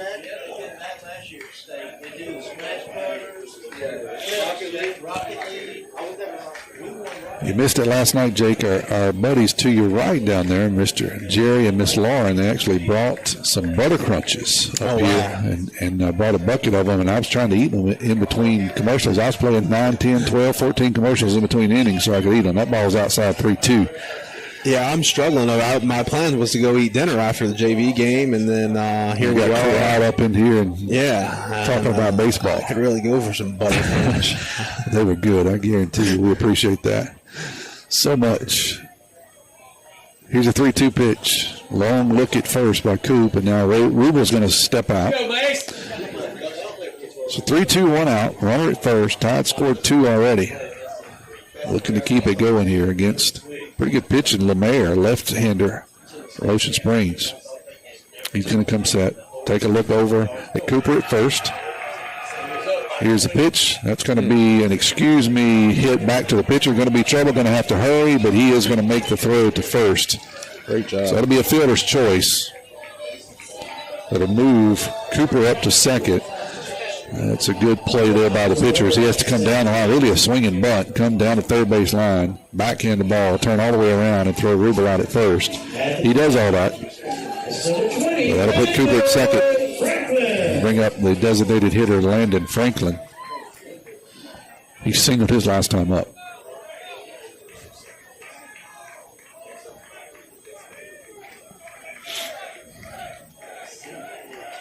Turner Pugh would be due up next for the Tide, but we do have 2 outs. Will be fouled off on that breaking pitch.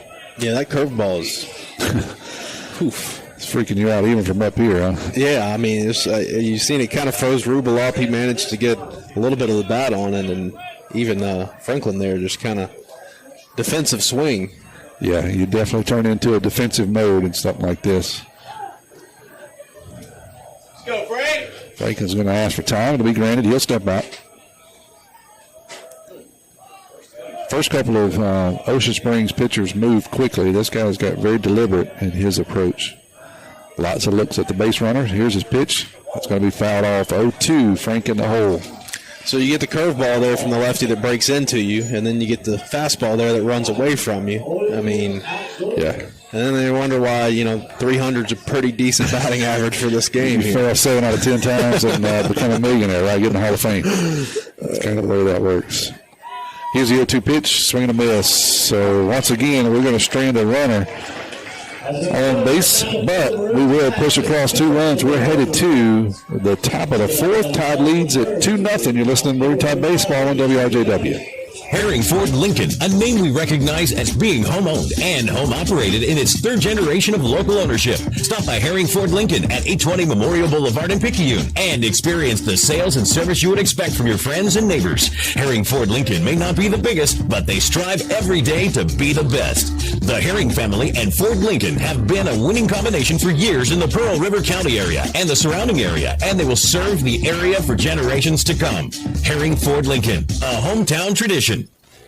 Get ready to satisfy your cravings with Sonic Drive-In's all-new double queso smasher with 2 Angus beef seasoned patties smashed and seared. It's crispy on the edges and juicy in the middle. Layered with 2 slices of melty American cheese, creamy white queso, crunchy tortilla strip, sliced jalapenos, diced onions, and a creamy Southwest sauce. Served on a pillowy soft potato bun. Get yours today at Sonic Drive-In on Highway 11 North in Picayune. Go ahead, push that red button for happy eating at its best. Be first in line, order online at Sonic Drive. We're headed to the top of the 4th. Tide leads it 2-0. I asked earlier about Pillow Academy. Devin Hedgepath texted me and said Pillow Academy is up around Greenwood. So that would make sense. They generally have a large tournament this time of year, preseason, and a lot of teams come in from the coast around spring break. So assuming that's what's happening with Pillow coming down. We'll get a first look at them next Wednesday night. We'll play them in D'Iberville, and then we play Friday night, too, in that same tournament. First pitch to, who is batting here? Number 14, Clower. First pitch to Clower is going to be in there for a strike, 0-1. The first pitch of every inning is brought to you by your hometown bank, FNB Picayune. Checking savings, loans, mortgages. If you need it, they got it. FNB Picayune, your hometown bank. Colt Robertson out for his 4th inning of work for the Tide. Pitch is going to be outside for a ball, 1-1. You got a line on Robertson pitching so far through 3? Yeah, through 3 so far. He's only given up the 1 hit. He's got 2 base on balls and 5 strikeouts on the night. That one's going to be a ball. 2-1 now. So adding some cushion on those stats with the ERA and even the walks and hits per inning pitch, the whip there. Keeping that under 1 with the 1 hit for the 3 innings, only 2 base on balls, 5 strikeouts. It's been quite a night. Even when Ocean Springs has managed to get some traffic on the base path, he's locked in. That he is. Here's a 2-1 pitch. That's going to be grounded to the third baseman. Cooper's going to catch it, 4 ball. He will make the throw across the diamond, but that's just a loud strike. 2-2. Clower will come back, get the bat, do it again. Yeah, Cooper gave him a little warning there. I'm going to show you. I can still make that throw across the diamond, going away from the bag, and would have beat him. So if I was Mr. 14 here, I would hit it somewhere else. Yeah, try it somewhere else. That's right. It's like you see some of the defensive linemen from Maroon Tide, and they run into him. All right, we'll try the left side next time. Let's see what we do with it. That one's going to be hit hard, right back up the middle, and I think Clower took the advice. He said, well, I'm not going to hit it there. I'll hit where somebody ain't. And he wasn't up the middle for a single. Good hard hit there by Clower. Second hit of the night for Ocean Springs. And that'll bring up Rossi, the left fielder. Rossi got a base on ball so far tonight, so he's no recorded at bats. 0 for 0 officially. He's going to hit with a runner at first and nobody out here in the top of the 4th. Rowe's going to come in front of the base. That ball is going to kick past Mason Bayless on a wild pitch. Actually kick past him and then kick all the way back out to the mound. We've talked about it a few times. These brick backstops that are ever so popular are pretty, but they're not very functional, honestly, for a baseball game, because that's what happens. The ball hits them and kicks back. And that one kicked literally all the way back to Colt. Yeah, it's like a Plinko game. Yeah, it is. So we've got a runner in scoring position here now. 1-0 is the count. Second time that Ocean Springs has benefited from a pass ball with a runner on first. That was a called strike. 1-1. A lot of groaning in the crowd. I'll just leave that. That was a called strike. I'll say that. 1-1. Same pitch, same spot. Strike 2. He rung him up, but it's only 2 strikes. He's practicing here because we're going to get him one more. Umpire's going to get a running start here. 1-2. I mean, that's not a good way to go on the visitor side. In their good graces there. Yeah, he's going to call. Hopefully, that umpire's going to call timeout, walk out and talk to his partner. He's going to check his math. Yeah, because he said, hey, I had 2. What you got? Scoreboard had 1. And this is where you just politely tell your partner, no, we're going to talk about it for a minute, but you was wrong. It was just 1 strike. And the umpire says, hey, it was my fault. He does the right thing, walks away, said, no, it was just 1 strike. So we got it right. No harm, no foul. That's what you do. You get together, and you figure it out, and you make the right call. That's what these guys did. 1-2. Nobody out. Runner at second here in the top of the 4th. Tide leads it 2-0. I mean, listen, you're going to be wrong. You need to be wrong, and that's what he was. That one's going to be hit straightaway center field to Parker. He will run in and make the catch for the first out of the inning. Rossi hit it hard, but right at Parker Hilton. So that'll bring up Sinopoli, third baseman. Sinopoli, another one that only played appearance tonight, led to a walk. Yeah, I think he was one of those that tried to bunt. Ended up getting walked. See what he does here with the runner at second. He's going to, well, it's not squared around. That ball's outside 1-0. Ocean Springs third base coach has seen enough of the bunting. Same situation, quite frankly. They could have done it, but. Here's a 1-0. Now he's going to square and bunt and miss it 1-1. So they heard us talking, and the guy says, "No, I really can bunt. Just give me the chance." Coach at third's not happy about that. That was not a really good attempt. 1-1, 1 out. Runner at second. That one is high, I guess. 2-1. What's the matter with it? Rhetorical question. Tied faithful. Yeah, not really happy about that call. 2-1. Swing and a miss. There we go. 2-2 now. We'll even it up. Corn, the catcher's on deck for Ocean Springs. Infield playing back. 1 out here, runner at second. 2-2. Way outside. 3-2 now. To the left fielder. Great job by Bayless being a wall again on a little breaking ball. Broke away from him. Colt's been locked in here. See if he can strand yet another runner. Swing and a miss. Down goes Napoli for the second out of the inning. So that'll bring up the catcher. Corn. The Iceman, Colt Robertson. Yeah, he's locked in. He doesn't really get started to get a runner in scoring position. 6th strikeout of the night. Mason Bayless is going to walk out and have a conversation with the junior hurler. The vast majority of these pitches have came with runners on. See if we could get out of here once again. Robertson's going to come set, takes a look at second base. Here's the pitch. That one's going to be on the outside corner, 0-1.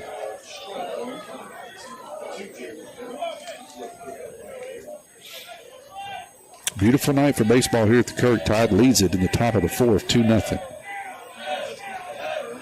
It's going to be a spin move, and Brunson couldn't quite get there. Colt airmailed it out into center field. So maybe a little bit of miscommunication. Brunson's going to come in and flip the ball back to Colt and say, hey, that's probably my fault. I wasn't all the way there. Good job by Parker as he's going to back it up. Not far enough for the runner at second to go anywhere. So no harm, no foul. Here's the 0-1 pitch. Way outside on a break pitch, 1-1. Getting our money's worth out of Bayless tonight. Yeah, he has to block with Colt. Colt's going to live on that, with that breaking pitch. And if he's landing it right, that's where he wants to land it. He needs to shift his sights just a little bit right. Some of those landing way too far out. He get lined up. That one's a good pitch, but stayed a little bit low. 2-1 now. Colt's going to set you up with a fastball inside and then give you 2 or 3 on the outside corner breaking pitches. Here's a 2-1 here. We got 2 outs. That one's on the outside corner, but the umpire says no. I called it a strike. And I'm looking at my phone, and they didn't text me and ask me if they wanted my opinion, but I still called it a strike. 3-1 now.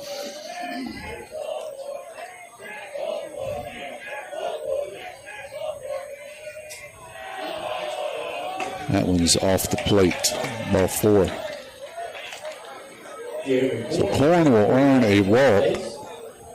That's going to bring up Williams, the right fielder.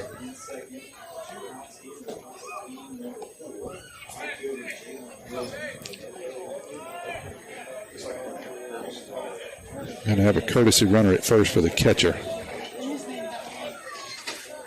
So we got runners at first and second here, 2 outs. Top of the fourth, Tide leading 2-0. 4 hits for the Tide, and 2 hits and 2 errors for Ocean Springs so far tonight.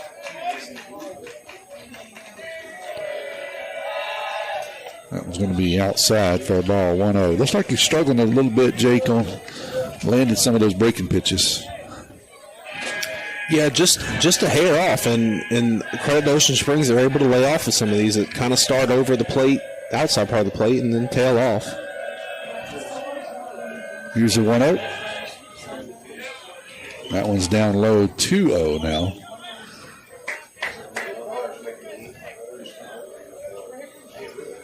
Williams is 0 for 1 on the night. But also, I mean, this has been a lot of high leverage pitches for him, and that can eventually take its toll on you. That one's outside, 3-0 now. Colt looks in the dugout and answers a question from the coaching staff. I'm sure it was some form of "Are you okay?" and he shakes his head. So far, 68 pitches. Colt 69 is going to be a strike right down the middle, 3-1.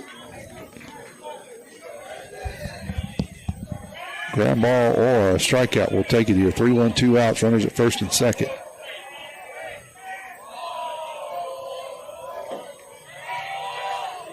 That one's going to be lifted out into center field. Parker Hilton looks to have it in his grasp, and he does. So that will record the third out of the inning.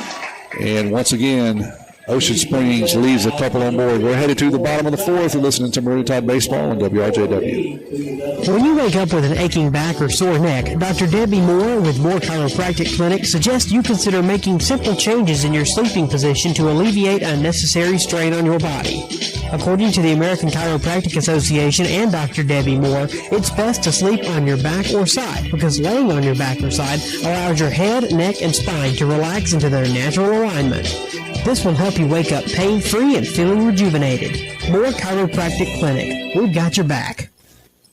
At Pearl River Community College, my story starts here. Join the Wildcat family and find your path to success today. When you enter Wildcat Country, you're more than just a student, you're family. We welcome everyone, from recent high school grads to returning students or career changers. With pathways that cover every dream and goal, PRCC offers a place for you to grow, learn, and succeed. Come be part of the tradition of excellence, and let's start your journey together at Pearl River. Head to the bottom of the fourth. Tide leads it 2-0. The first pitch of every inning is brought to you by your hometown bank, FNB Picayune. Come by the main branch and see Sheila Cooper and Linda Penton, hometown community spirit, hometown community pride. Tommy Upton here tonight along with Jake Feely. Drafted him out of the stands tonight. Come up and work with me. Appreciate you sitting in. And Kevin Rice running the camera tonight. Beautiful night for baseball from the Kurt. Second game of the week for the Tide. Weather permitting, they'll do it again tomorrow at 1 o'clock at Poplarville. Turner Pugh is going to lead it off here for the Tide. Mason Bayless will be on deck. New pitcher. And got another pitcher. Have they put him in there yet? Sometimes it takes a minute. Nope, not yet. Lemaire. He gave up 2 hits, 2 runs. One of those was earned and 2 strikeouts. And I thought he probably had some of the best stuff of the 3 that we saw so far.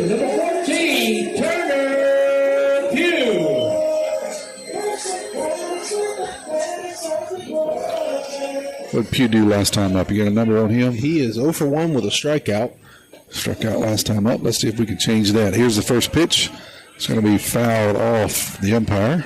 0-1. Brought to you by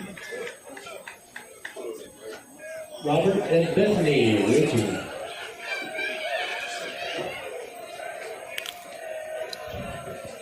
Here's the 0-1 pitch, just a bit high. 1-1. Wednesday and Friday next week. We plan on covering both of those.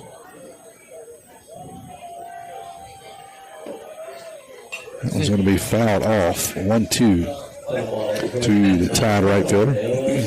Jammed him a little bit. Yeah, this guy works quick, right-hander. Ocean Springs got a stable of good arms, though. Yeah, I think they're just giving everybody some work. Everybody they've brought in has been formidable. No doubt about it.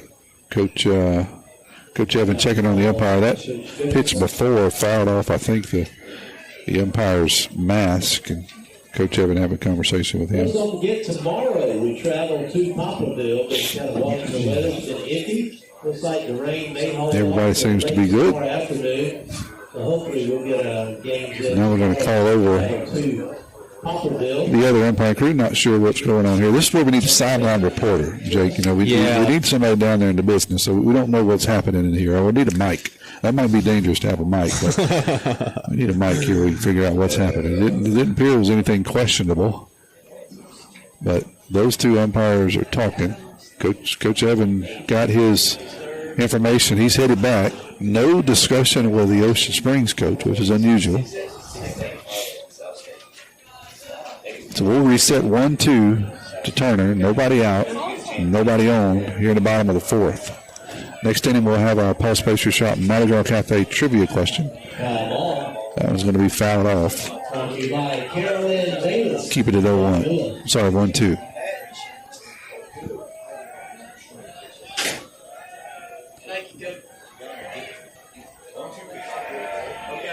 That one's going to be lifted down the first base line. Foul first baseman will settle under it and make the first out of the inning. That was an excuse me, I'm sorry, but it stayed in bounds. And that'll be an out there for Pugh. So that'll bring up Mason Bayless, tied catcher. Bronson Stoto will be due up next. Mason Bayless. Tell you what, if anybody in the crowd's listening, I'd pay 100% markup for a Snickers bar right now. Just to bring it up here, that one's going to be outside for a ball, 1-0. I think you had a dad out there somewhere. Is he still here, or did he give it up? I'm sitting in his chair. Oh, okay. Well, he's gone. I got you. He's not that far. He's around the corner. You know, if he was. Well, I have a text out to my wife. Just anybody bring me something. I rounded this man up. Won't let him eat supper. 2-1. Need a bat phone down to the concession stand.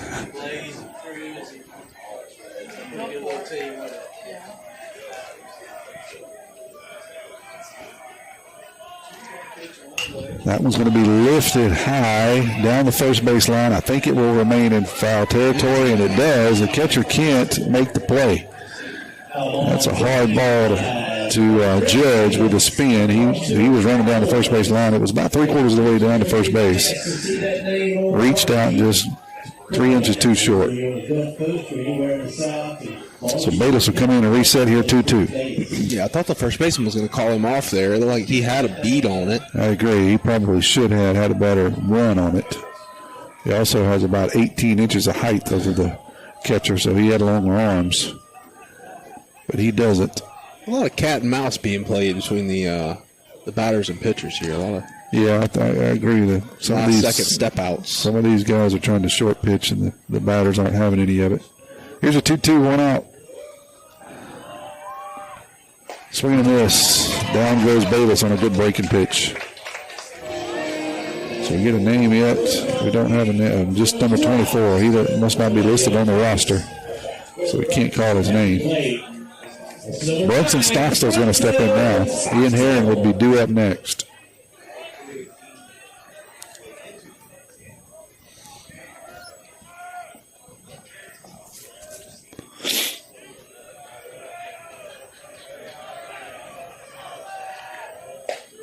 That one is in there for a strike. 0-1 to Bronson. Been a top-heavy night for the title offensively. This bottom of the order, we're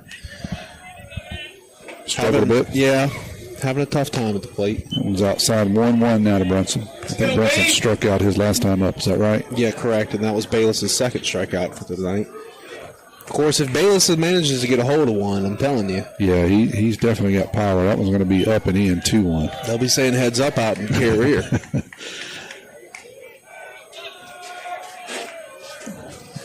We saw him do it in Poplarville in that first Jamboree game of the year, the second Jamboree game of the year. He's got power. Here's a 2-1. That's going to be hit out to second baseman. Good job by the second baseman as he goes up and stabs it out of the air. Takes a line drive base hit away from Bronson Stoto. We'll head to the the top of the fifth. Tide leads it 2-0. Looking for a gym to help you become a healthier you? The Gym at Picayune is the place to be with its large open facility, modern equipment, and knowledgeable staff led by owner and operator Edgar Woods. The Gym at Picayune offers a variety of workouts and classes to meet your specific needs with 24/7 access. The gym accepts silver sneakers, which is available at no cost for adults 65 plus through select Medicare plans. More space, more equipment, more growth. The Gym at Picayune.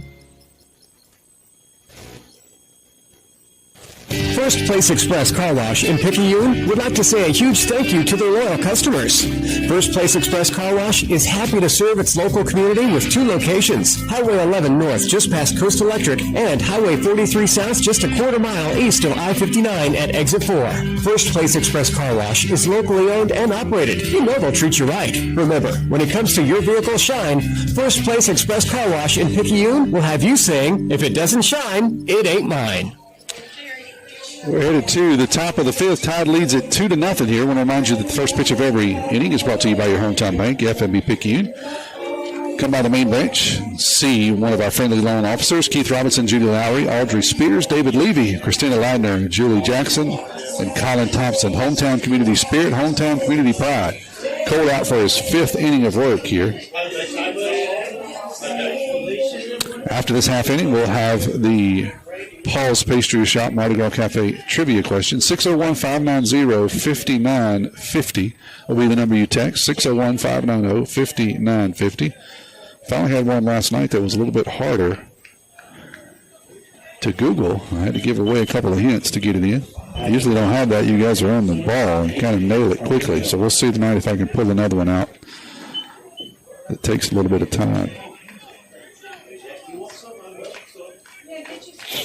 Arguello, the center fielder, is going to be up for Ocean Springs, number 9 hitter. He's going to square the bunt and lay down a nice one down the third base line, but it'll go foul, 0-1. He's 0 for 1 on the night with a strikeout. He's trying to catch somebody off guard. Cooper was back even with a base at third base. That was a really good bunt. Got a note handed to me here about the boys powerlifting here in South State. Brody Kirkland placed 3rd. Aiden Malley placed 3rd. And the boys will advance to the South State Championship on March 29th in Jackson Coliseum. That ball's going to be hit on the ground to Brunson at shortstop. It's going to kick away from him, and that'll be an E6. And so Arguello will get into first, the recipient of that error. So congratulations to Brody Kirkland and Aiden Malley, who both placed 3rd in South State, and they will advance to the state championship, on March 29th in the Jackson Coliseum. Congratulations to the Maroon Tide powerlifting team. Here's the leadoff hitter, Hengeling, and he will hit here with a runner at first. Nobody out. The top of the 5th. Tide is leading this 2-0. That was going to be lifted down the third base line. It's foul, but it should stay in play, but it lands in no man's land down there. Good.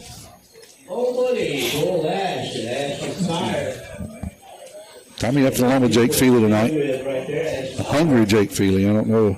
I don't want to make you too hungry. You take your time and go eat. Well, I was arranging for a ride home. Oh, that's even more important. Yeah, logistical nightmare up here. So just pulled him out of the crowd unexpected, and I just jacked his whole night. I was hungry and no ride. Jeez. Here's a 1-1 pitch. Square the bunt. He's going to lay down third base line. That's a good one. Right at Cooper. He's going to have to hurry and no chance at first. Now he's going to have to throw back across the diamond at third. And they got him at third. So it was a good bunt by Hengeling to first base. Cooper had to come in and catch and get the ball, field the ball, throw it over to Rubble. The runner at first, Arguello, rounded second and tried to go to third. Good throw by Rubble back to Cooper. And they're able to record the first out of the inning on a tag play down at third base. Ocean Springs umpire coach does not like it. He's going to come down and have a conversation with the home plate umpire. I know that he'll get any kind of appeal out of it other than say, I saw him get a tag. And it appeared, at least from up here, that he did get the tag. So it'll be a fielder's, actually we'll call that a single because he did bunt a single. And the runner will be out. So we've got runner at first now, one out. And there's going to be a check swing back to the pitcher. Colt will throw him out at first on that fielder's choice. So that'll be the second out of the inning. The runner will move up to second. Swing and bunt there. Yeah. That was kind of an excuse me. Tried to check it up, couldn't check it. Chopped it back to Colt.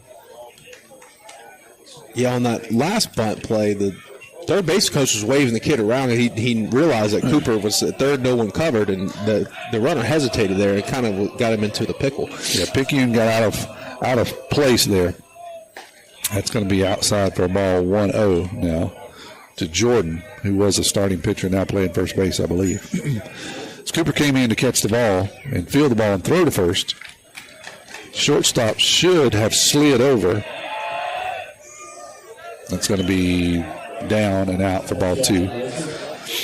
But he was looking at second because there was a runner at first, so he was kind of eyeing second to see what was going to happen there.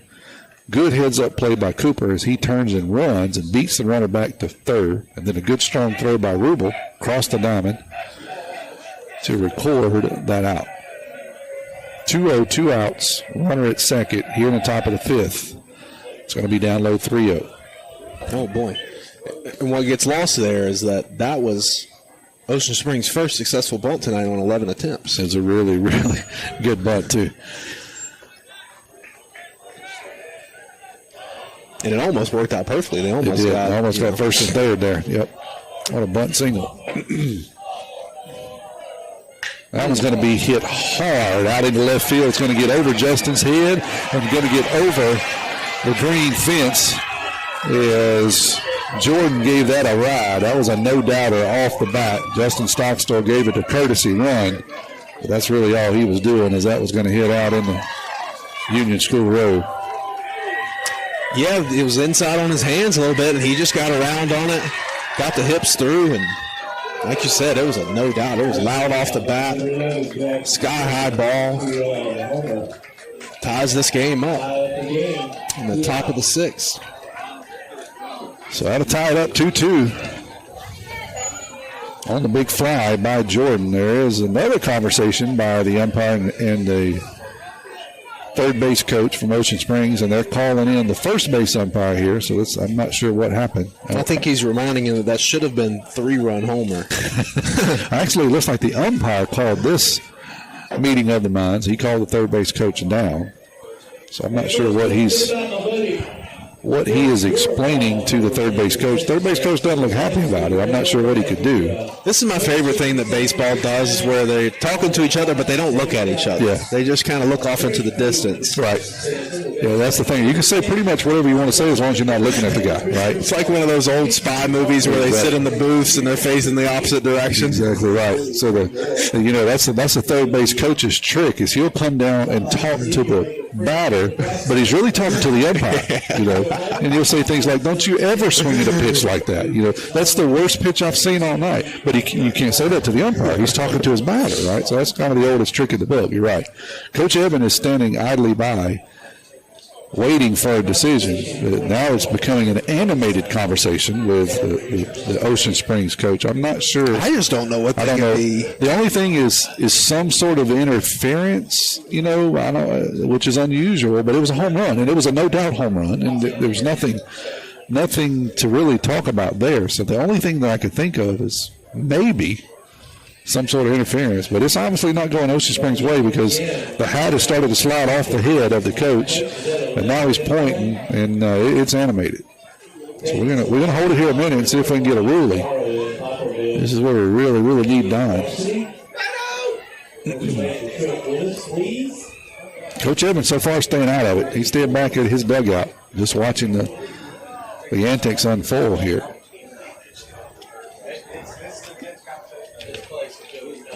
This is some intense moments of fellowship. I would guess.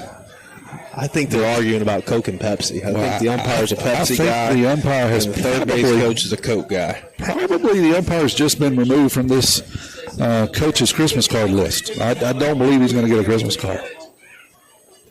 Oh, so there was an excessive celebration from the batter who hit the home run. Oh, okay. He took his helmet off before he got to the dugout. Oh, okay. So that if they call that, then the runner is out. And I believe it's also up to the umpire whether they should eject him. Yeah. So that's kind of the speculation coming from the press box. Telephone game. Yeah, we'll see. Which would make sense because the umpire is explaining to the coach, and the coach is not happy. So if that's the case, that's going to change everything here. I tell you what, we're going to step away here for 15 seconds and see if we get a ruling. You're listening to Maroon. Well, nope, just as I say that, they start walking away. So let's see if we get a decision from the umpire here. Capacity crowd here tonight. Yeah. And the blue of Ocean Springs is not going to be faithful. I don't know if we determined whether a hot dog's a sandwich or not. Let's see.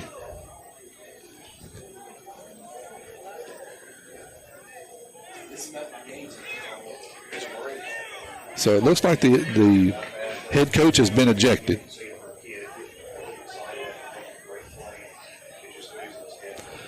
And the umpires are warning the rest of the coaching staff, who are now all kind of huddled up around the umpires. They're writing in their cards, which typically means there's an ejection. And I don't know if they ejected just the head coach. He left the field, so we do know that he was ejected. And we'll see what's going to happen on the plate. I did see one of the umpires look at one of the coaches and say, "You're next." So that's kind of your final warning.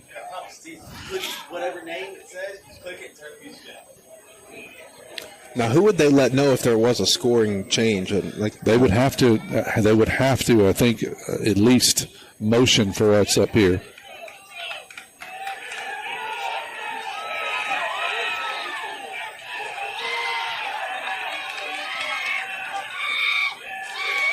He's back for more. So now the third base coach is going to come out and I guess get his money. But maybe he wasn't ejected because he's going back. Looks like he's headed back to the third base box.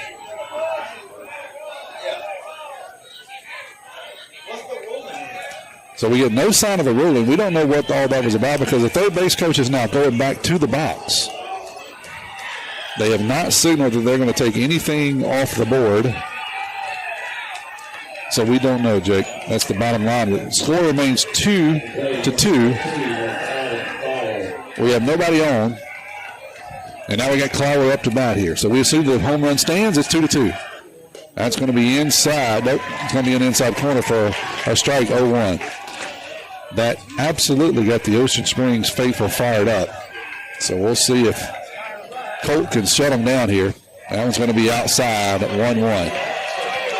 I really would like to understand what all that was about, especially if the coach was that animated and nothing happened. If he didn't get ejected, nothing happened. Obviously, something was up. That's outside 2-1. So we'll see.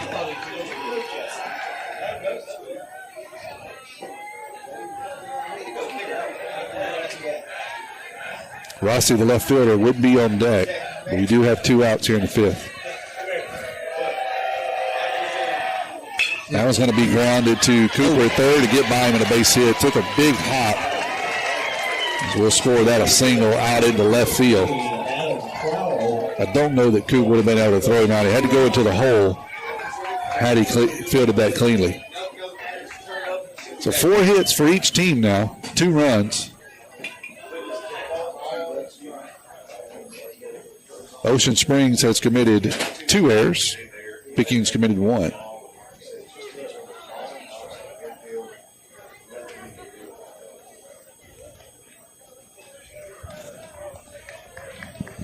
Another long walk by the Ocean Springs coach, and he's going to take the opportunity just to have another conversation, just to verify the umpire's address so we can make sure it is removed.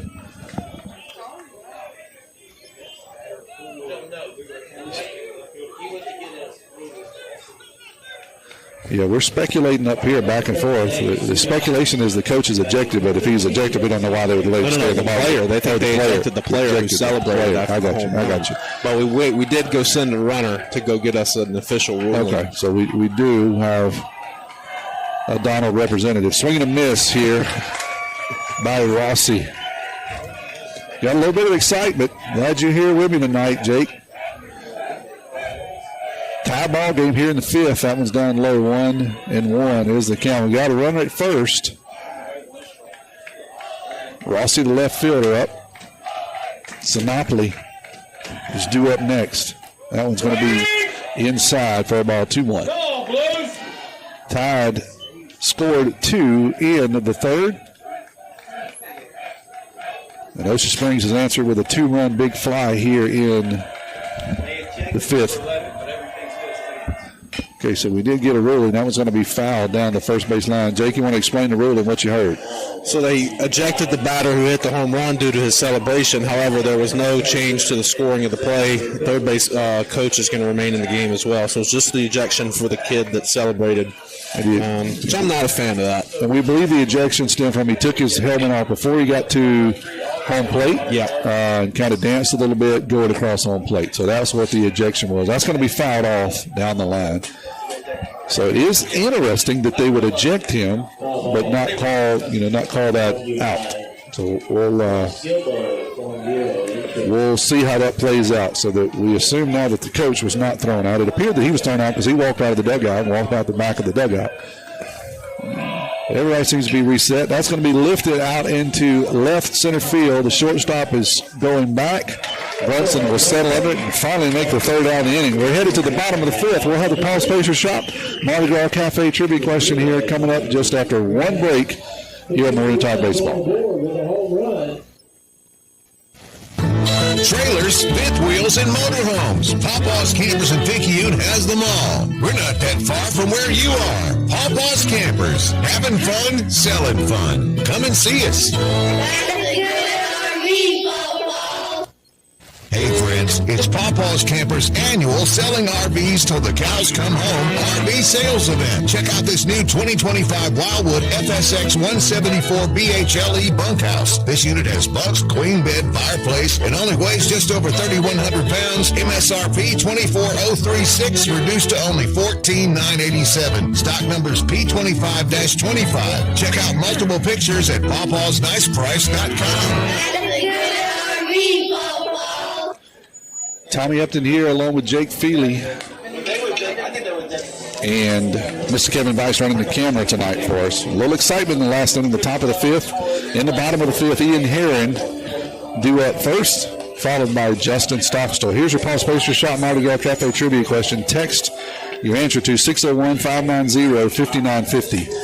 601-590-5950. I need your name and the answer. Of the sluggers with more than 600 home runs, who is the only one to never win an MVP? Of those sluggers with 600 or more home runs, who is the only one to never win an MVP? Tell me who he was. And for extra credit, what was his highest finish in the MVP rankings? Who's that player? And what was his highest finish in the MVP rankings? Who's the only one with 600 or more home runs that didn't get an MVP? First pitch of every inning is brought to you by your hometown bank, FNB Picayune. Checking savings, loans, mortgages. If you need it, they've got it. FNB Picayune, your hometown bank. Still lots of animated discussions by the Ocean Springs head coach and the umpire. Well, it's a rough call. I mean, the kid just hit a game-tying home run. I mean, I didn't think what he did was punitive in terms of it wasn't like towards our players or our team by any means. I think he was celebrating with his team, and maybe I'm a little too new school, but I like that. I like the emotion. It's kind of what's wrong with baseball. It didn't appear to be towards picking it up. I do agree. Here's the first pitch to Ian. That's going to be down low for a ball, 1-0. Already starting to get some text rolling in. The ones I'm seeing is not correct. That's going to be on the outside corner. Strike one, 1-1 to Ian. Someone texted me and said Jim Tome. Tome? All right. I'll give you an answer here in a second. Just a second. That's going to be inside. 2-1.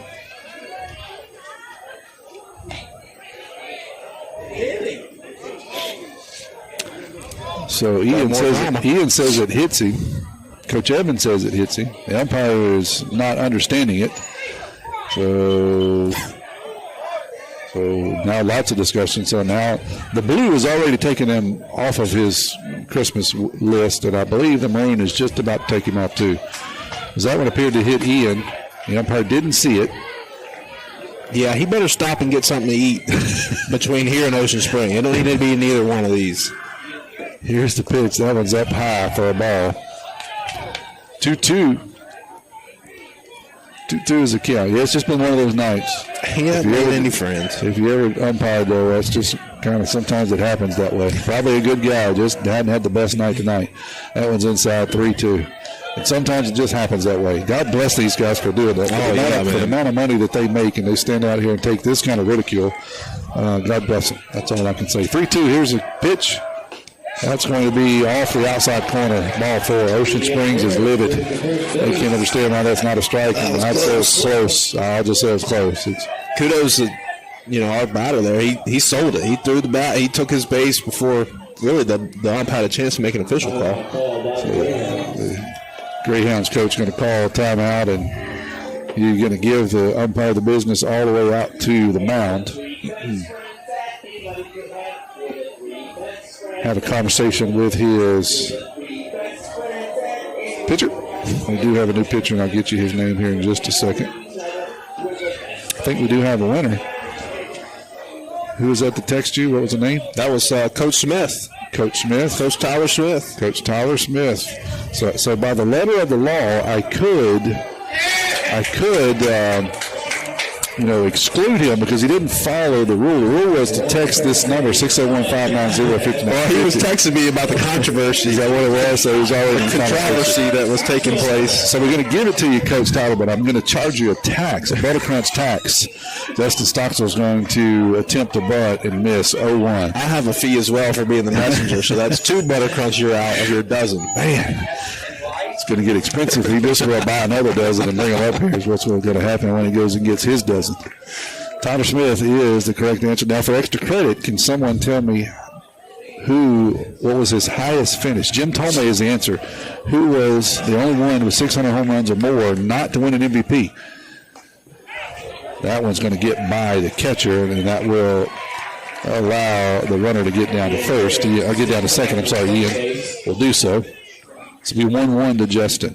Jim Tome's the answer. He's the only one in the 600 club that did not win an MVP. Todd got exactly what they were looking for here. Top of the lineup up. Runner on second. Nobody out. Chance to take the lead in this game. Timmy Crabb texted in and said, you're going to have to fight Coach Smith for them Buttercrunches. I'm not fighting Coach Smith. I might have a guy sitting beside him that would go toe-to-toe. So if it comes down to it, we got to fight her, Timmy. That's no big deal. I mean, the fine print, message and data rates may apply. Is that what it is? And, anytime you have these promotions, they tell you messaging and data rates may apply. And it's 30% off the top. Correct. Right? Just right off the top. There you go. 2-1 now to Justin. Ian Herron stands down to second. Nobody out here in the bottom of the fifth. Tie ball game, 2-2. That one's going to be called strike 2 on the inside corner, 2-2. Parker Helms due up next. I agree with you. There's got to be a tax. Yeah, we'll call it a tariff. That seems to be the hot thing right now is a tariff. Oh, boy. So we'll call it a tariff, and that seems to be cool. 2-2, no outs. And I could get behind that Buttercrunch tariff. That's going to be bounced to the shortstop. He's going to pick it up, make a good play, and throw across the diamond and get Justin at first. That's a good job by the shortstop. Come in and short hops the ball on that fielder's choice. It will move Ian over to third. So he'll stand there with One out now. Parker Hilton is up. At the plate, that's our center fielder, number 11, Petey Parker. Parker's had a good night tonight, Jake. 2 for 2. Let's see if we can make it 3 for 3 and break this tie. That one's going to be left field, and he does just that. It's going to get past the left fielder, so that'll be extra bases. Ian will score easily. Parker's going to try. He's going to run second and come into third. Wow. And wow, that's a good play out there by Parker as the ball got past the left fielder. It was cut off by the shortstop who was not expecting Parker to run second. And so he'll stand in third with a triple and an RBI to his credit. That's just good base running there by Parker. I had a coach tell me one time that a double or a triple is made up in your first 3 steps out of the batter's box. And Parker was shifting gears coming out of the batter's box. He had 3 on his mind all the way. Yeah, and I don't know if we do it, but I mean, I'll just volunteer Tyler Smith. That's the coach's pressure washing play of the game there. He gets 3 buttercrumbs. So now, poor Tyler's going to have to buy 3 dozen by the time this is over with here. He won a $10 gift certificate, but I don't know if that's going to cover the debt that you're racking up here. I get it. Great job by Parker, man. What a hustle. Still down at 3-2 is a score now. Tide had 5 hits to their credit, 1 error. 2 runs, 4 hits, 2 errors by Ocean Springs. Here's Cooper Maro. Moreau's 0 for 2 on the night. He'll take the first pitch. Down low for a ball, 1-0. Infield in for Ocean Springs and try and keep this a 1-run game. Yeah, they're in all the way around. Third base in on the grass, expecting a bunt. I would not expect a bunt here from Cooper if he can just get something out of the infield. That's going to be outside. I would be interested in pitching to him here with 1 out. Yeah, I think this is a district game. You probably would put him on. That would be the wise thing to do, hitting at 667 coming into the night. That one's going to be hit and get past the ball in infield. If the infield's back, that's probably a play the second baseman makes. And because they're in on the grass, Cooper's going to get credit with a single and another RBI. So he hit that ball out in the 3-4 hole, past the first baseman, past the second baseman. So that's the danger. You live by the sword, you die by the sword. That'll run the score 4-2. That'll bring up Mason Rubble now, the big first baseman for the Tide. Rubble 0 for 2 on the night. It's going to be way outside and get all the way to the backstop. Cooper will get into second easily on the pass ball, 1-0.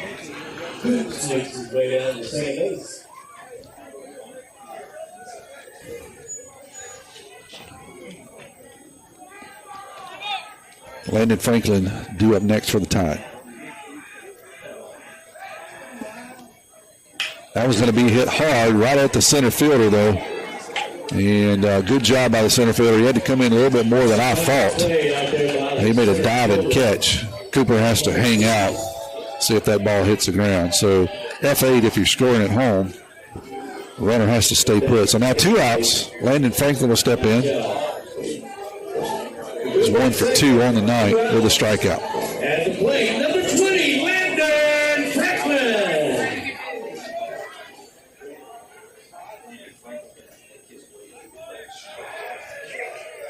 Swing and a miss to Frank. Tide back in action tomorrow, 1 o'clock, weather permitting. 1 o'clock at Poplarville. Next week, got a Wednesday, Friday affair. Both of those are away games. That one's going to get past the catcher Corn all the way to the backstop. So it'll be 1-1. 1-1, 2 out.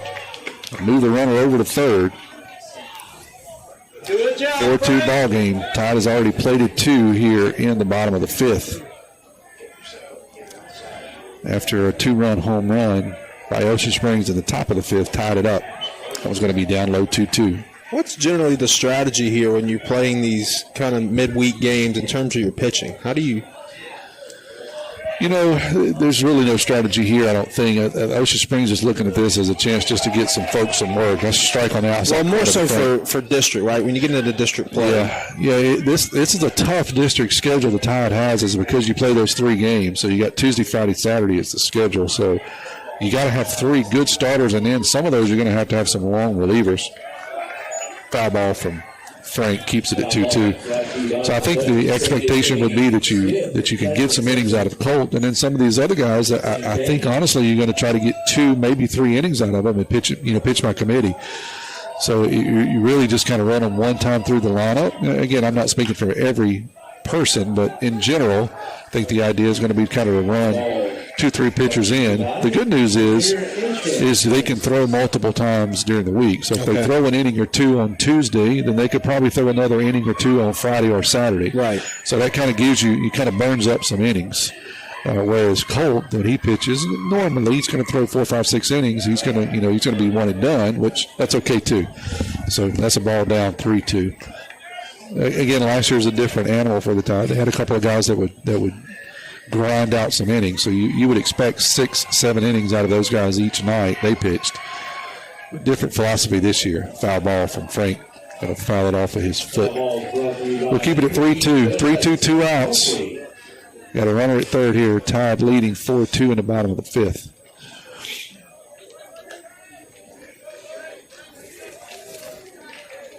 So it will be interesting to see what Coach Evan dials up once district play comes on. He's been trying some different arms, and that's what this part of the season is for, is to see what you got, right? Who can do what. That was going to be fouled off the catcher's glove. I mean, it's either a strikeout or a foul ball. The runner shouldn't have advanced. So what are they calling? He didn't make a call. Now they're saying out. So now they're saying out. The run should score, right? I don't know how that was not a foul ball. I could hear it with my headset on, quite honestly. But they're going to call that not a foul ball. So the ball got past the catcher, went to the backstop. Frank didn't run because it was a foul ball, so he stood there correctly. And the catcher went and got the ball through down to first, and the first base umpire called him out. So that'll end the inning. The run will not count. Will not. So it will be 4-2. We'll head to the top of the 6th. You're listening to a wild night of baseball here at the Kirk on Maroon Tide Baseball on WRJW.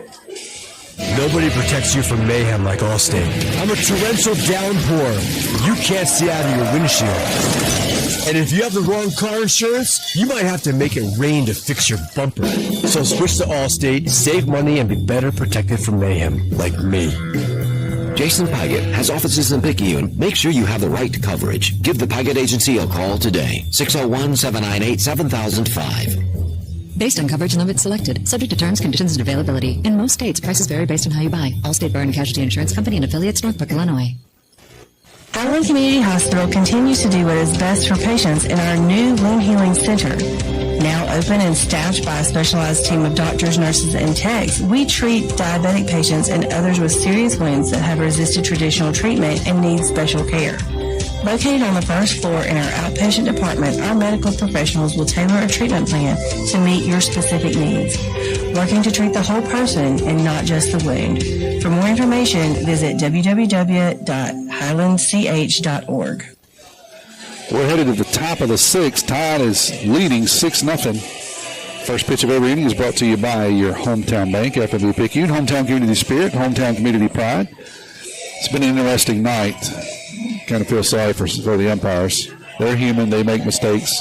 Unfortunately, these guys have made a few tonight and kind of alienated both sides. But that's all part of it. As I said earlier, it's God bless them, because it's for the amount of money they make. They don't do it for that. And they're not making any friends tonight. So appreciate them being out here tonight. So far, the Tide has prevailed. See if we can keep it up. Headed into the top of the 6th. We got a new pitcher, Macon Burnett, will come in and relieve Colt Robertson. Will give you his line here. He threw 5 innings, gave up 5 hits, 2 runs. Both of those were earned. 3 walks and 6 strikeouts through 90 pitches. Pretty good night there by Colt. Number 5, Sinopoli, will be in. Will be hitting. His first pitch is going to be fouled off from Burnett. 0-1. Yeah, just another solid night for Colt there. I mean, solid stat line, did exactly what he needed to do. He's on track to get the win. Here's the 0-1 pitch. That one's going to be lifted, foul down the right field line and out of play 0-2. Jeff stops to ask what happened. So it was 3-2 count, Jeff. The last pitch was swung on. Everybody in the park knew it was a foul ball, foul tip. So Landon did not run, but the umpire didn't see it. So the catcher walked over, picked the ball up, threw it to first base. So that would have been a drop third strike and completed the put out. And that was the third out of the inning. So it was just a miss by the umpire. Unfortunately, he didn't hear the tip. So that's how that inning ended. 0-2 is the count here. That one's going to be behind the batter 1-2. And you were asking about pitching. I knew somebody would correct me. Joe Wells sent the pitch count in the day's rest. So if you have 25 pitches or less, you can throw immediately the next day. Less than 50, you can throw on 1 day's rest. You can throw again on 1 day's rest. That one's going to be down low, 2-2. Less than 75, or if you throw between 50 and 75, 2 days rest. Between 75 and 105, 3 days rest. Between 106 and 120, 4 days rest. And the maximum you can throw in a week is 120. Okay. That's the pitching rules. Thank you, Gerald. That's going to be hit hard to Cooper at third. He'll pick it up, make a strong throw across the diamond, and record the first out of the inning. Rubble, number 1. So that'll bring up Korn, the catcher for Ocean Springs. Making Burnett here. Gerald says max is 120 in a game. So no max in a week. I thought there was a max in a week. Thank you, Gerald. Max in the game is 120. Colts at 90 tonight. That's going to be inside for a ball. So he would fall into that.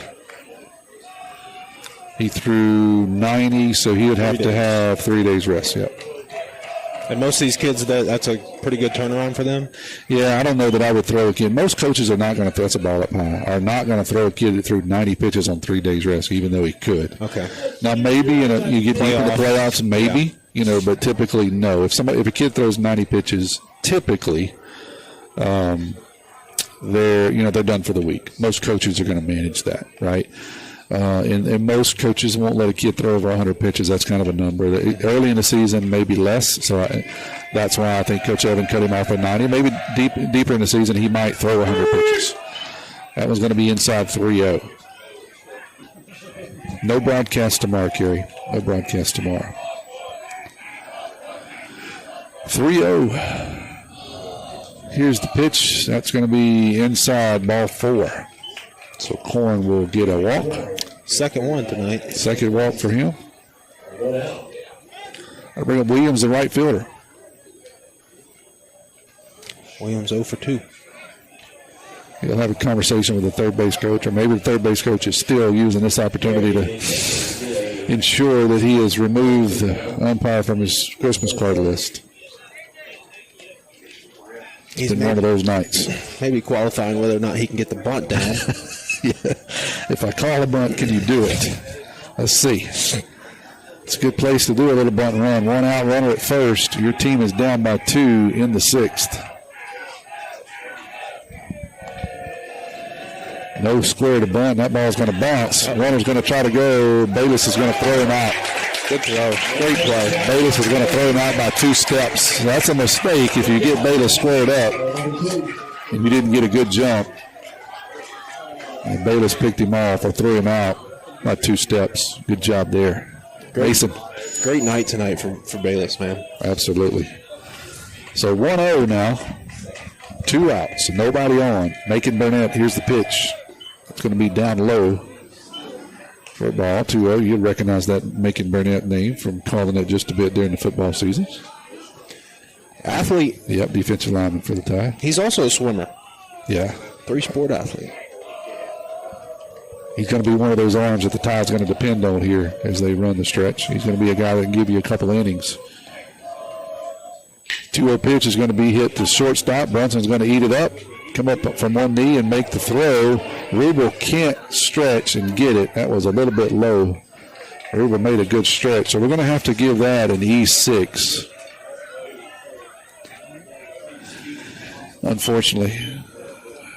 Throwing error. Brunson did everything right, getting in front of it, blocking it up. Came up, just had to throw an error. So that'll put a runner at first now. That'll bring up Arguello, and the number 9 hitter. Arguello is also 0 for 2 for tonight. 1 strikeout. See if we can retire him and only have to face these 1, 2, 3 guys in the 7th one more time. They don't have to hit with nobody on. That's going to be down low from Burnett, 1-0. Job, Mason!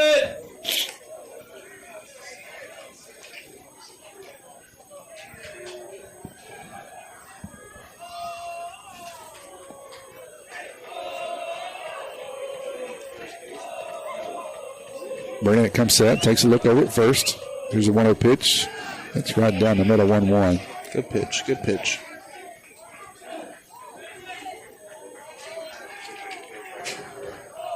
So I'm impressed. You know about that oblong football, and you obviously know about this little round football, too. We'll have to find some other ball and see if you can give some analysis on that. 2-1 now to Arguello. Well, I do appreciate the umpire giving me some fireworks tonight.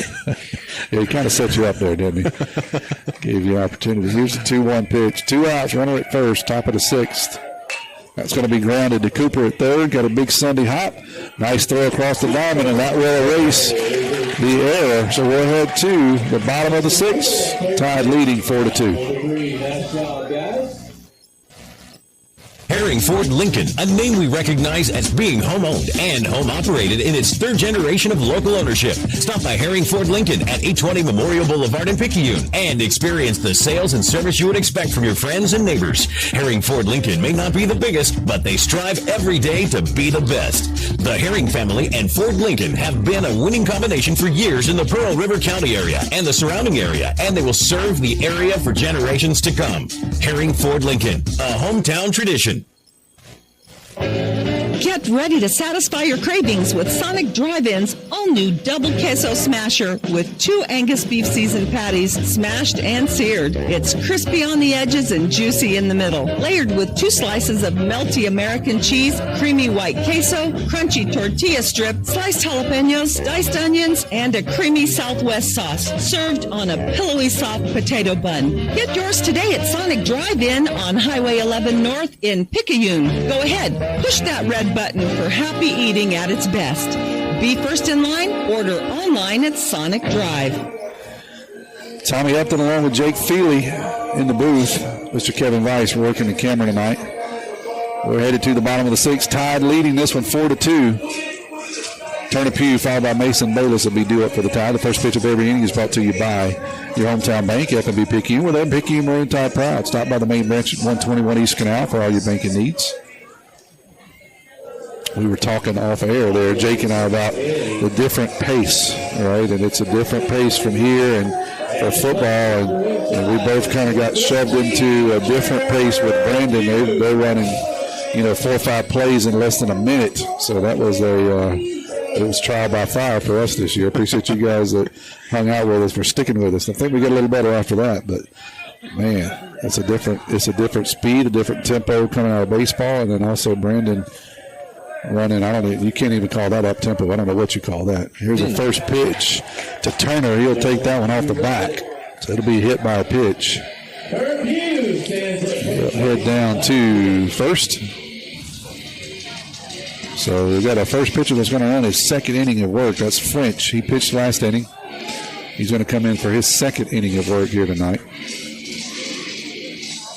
Mason Bayless is due up now for the Tide, followed by Bronson Stoto. Mason Bayless. Tide leads at 4-2 here in the bottom of the 6th. It's been a while with some controversial calls by the umpires. Bayless is going to square the bunt, put it back. Catcher will throw down to first behind Turner. He's safe. Good snap throw there by the catcher. Interesting to see Bayless square the bunt here. This is one of those things where, kind of like you're talking to, see if the guy can do it. You might need it later in the season. He's going to pull that one back 2-0. typically don't see a big catcher bunting, but you never know when you might need it later, and it's a good chance to try, right? Well, this is the definition of a sacrifice bunt here. I mean, yeah, the third baseman just about standing in the batter's box. We'll see. That was right down the middle, 2-1. When I played and I'd have to bunt, they would tell me, just go ahead and get on the knee. You're not trying to get a hit. We want you to get the bunt down. Yeah. Get it in the grass. We'll deal with the other stuff. That's kind of pretty much what Coach Evan, I think, told Mason. Now I think he's going to come back and swing. So bunt till you get a strike and then swing away. Mason is going to swing and pop that one up down the first base line. Will it stay in mounds or stay in the field? It does. And the first baseman will record the first out of the inning. So that'll bring up Bronson.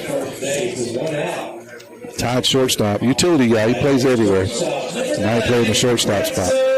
Played second base the other night. He'll play in the outfield a bit.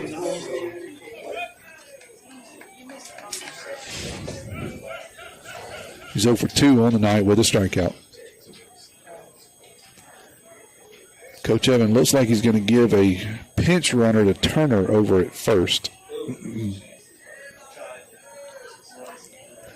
So you see Coach Evan do this occasionally, Jake, especially in a situation where he's trying to get a run and wants a little bit faster runner. Ben Bird will come in and run it first. So in high school baseball, you can be substituted and re-enter one time. So Pugh can go back in the game. So Ben Bird will take his lead. Umpire writes his name in his book.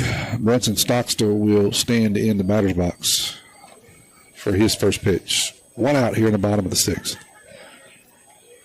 Third baseman charging. Brunson's going to square, pull it back, slash it, and hit it out into right field. That's a good slash bunt. Bird's going to go first and third. And he is going to stand in third. Brunson with some good base running will get into second. So that'll be a single. And then Brunson will move up to third on the throw. Good strong throw out there by the right fielder. Got it all the way into third, but it pulled the third baseman off just slightly. Brunson with heads up base running gets him into second. So there's a slash bunt single out into right field. It ends up with the runners at second and third. That's the small ball you were talking about, Jake. And you see the tie will do this, especially with a guy that can handle the bat, and Brunson's one of those guys that can handle the bat. So number 9 here, Ian Herring will step in. Herring has scored a 1. He's 0 for 1 on the night with a walk and a strikeout. See if he attempts to bunt. Ocean Springs is in all the way around, got the infield in. And that's going to be hit right back at the pitcher, and it'll be a pop out for out number 2. Try to squeeze, and Herring popped it right back to the pitcher. Todd fortunate not to get doubled up there. Pitcher went and throw it back to third to get the third out. The second out of the play, and lost his footing there. Yeah, the third baseman had come in charging on the bunt. And you're right, the shortstop was trying to get there. I don't know that he could have got back, but you're right, Ben Bird was caught in Never Never Land. That's kind of hard on a squeeze. He was halfway down the line. So with 2 outs now, runners at second, third, here's Justin Stockstill. He's going to hit the ball to the shortstop. Shortstop's going to pick it up, going to have to hurry, and he can't. He can't, so that'll be a run scored on an infield single by Justin. That's just heads down running there. That'll run the score to 5-2. Ball not hit hard, but Justin was shifting gears coming out of the batter's box, and he'll beat it out down the first base line. So the runners at first and third now. One of the hottest hitters in the team right now. Parker Hilton's up. He's 3 for 3 tonight with an RBI. Hey, put your arm up when he starts running. So Brunson tried to pull a sneaky down there at third, catch everybody not looking and come home, but umpire said, no, I got time. You can't do that. Head on back to third.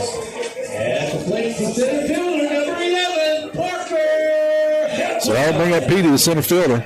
As I said, he's 3 for 3. Justin's at first. Brunson's at third. Petey's been hot. Let's see if he can get another single here and score an insurance run. 5-2. so far here in the bottom of the 6th. They're going to walk Petey. I don't blame him, honestly. He's 3 for 3. But they realize the guy that they're walking into is hitting 667. So, I mean, he's 0 for 2 tonight, but he's hitting 667. That's why he's 1 for 3. So I don't really know, but we'll see. We'll see if Cooper makes it hurt. I don't know that I would walk the bases loaded to bring Cooper Maro up to the plate, but we'll see if it's a good call. That's why he's got the skipper hat on and I've got the earphones on, right? So we'll see. See if Cooper can make them pay for it. Bases loaded now.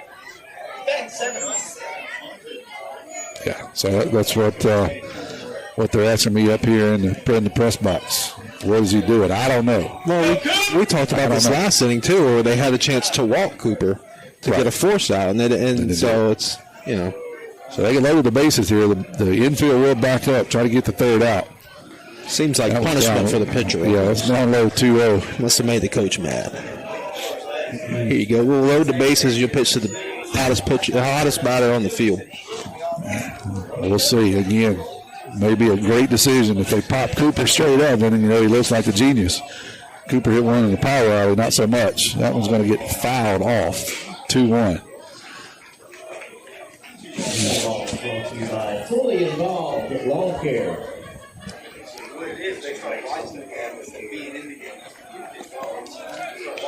Infield playing back, all the way back, almost out of the infield. Bases loaded, 2 outs, 2-1's a count to Coop. 5-2's a score. That one's going to be hit. It's going to be a good decision by the coach. Right at the second baseman, he'll ground out and throw it over to first. So what do I know? We'll head to the top of the 7th. Tied scores 1. They push it to 5-2. We got your back. Hey. Back pains and injuries, Dr. Moore understands. No more pain, no more hurting. She just uses her hands. She got the #1 clinic that I recommend. She has a lovely crew too, and they'll fix you right up. So call Dr. Moore when that pain gets rough. Cause we got your back, hey, we got your back. We got your back, hey, we got your back. We got your back, hey, we got your back. More Chiropractic Clinic, located at 6682 Highway 11 North, Suite 103, Cherry, Mississippi, 39426. We got your back.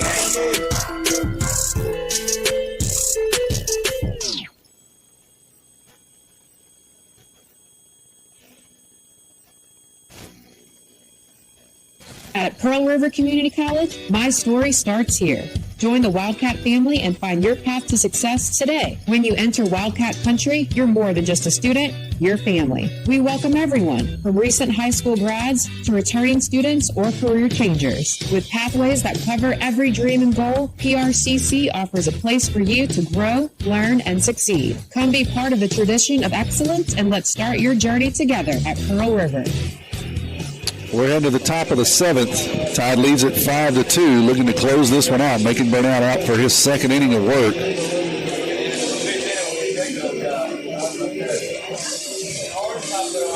It's been an interesting night so far. Tommy Upton along with Jake Feely in the box.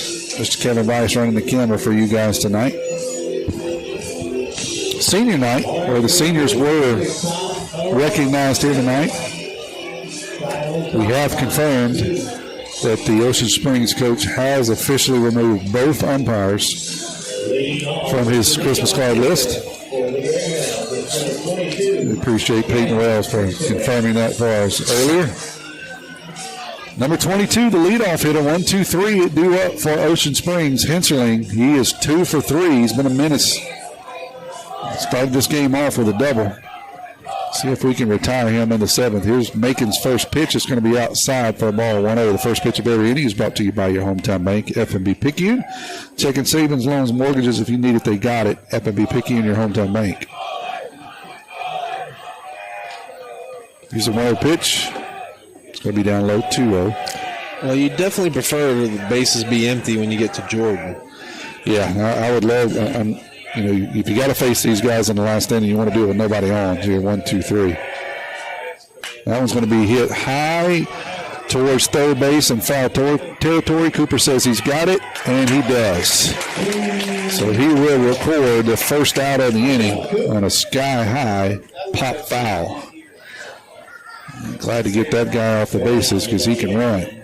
Number 12, Justin San Miguel. San Miguel, the designated hitter, steps in now. He is 0 for 3, is that right?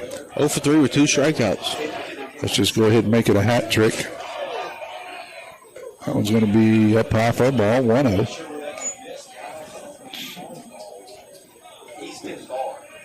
Coach Tyler Smith is the Paul's Pastry Shop Mardi Gras Cafe Trivia winner, and it ended up costing him 3 dozen butter crunches. It's going to be up high 2-0. We'll have a Sonic player of the game here at the conclusion of the game. Jake will be picking that. Here's a 2-0. Right down the middle, 2-1 now to San Miguel. Jordan will be up next. Actually, Jordan was ejected, so they're going to have to. Oh, that's right. That's right. They'll have to pinch hit for him. We'll see who they do. That one's down low, 3-1. Good call. I forgot all about that. Yeah, they did eject him. I do see a different order or a different number in the on-deck circles, so we'll get his name here in a sec. That was going to be strike 2. That feels like it was ages ago. Yeah, it does. Back in the fourth, 2-run home run by Jordan, and then he had it was ejected for excessive celebration. That's ball 4, so that'll send San Miguel down to first. Now the potential tying run will come to bat here. Number 31, we'll see if we get a name for him when they stick him into our system. Number 31 hits from the right side. Barb, is that what he said? Easton Barb? His first at bat of the night. He'll hit with a runner down at first. As I said, he would be the potential tying run. No, he would not. Take that back. It's 5-2. I forgot about the insurance run. They're going to bring in a pinch runner. They're going to get a pinch runner. For San Miguel. The guy at first. Little strategery happening. 1 out.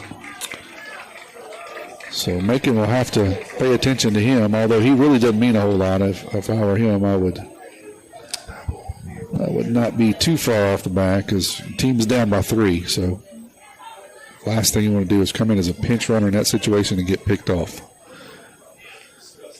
All right, what are we talking about here now? Do we know? I couldn't really figure. The first base umpire was motioning towards something, and maybe they're just not registering the pinch substitution runner. here. Right, yeah, pinch runner. The umpire has his book. He's writing in it. So we assume he is recording that substitution. Tide will be in action tomorrow at 1 p.m., weather permitting, at Poplarville. We will not be covering that game. We will plan on covering both games next week, Wednesday and Friday.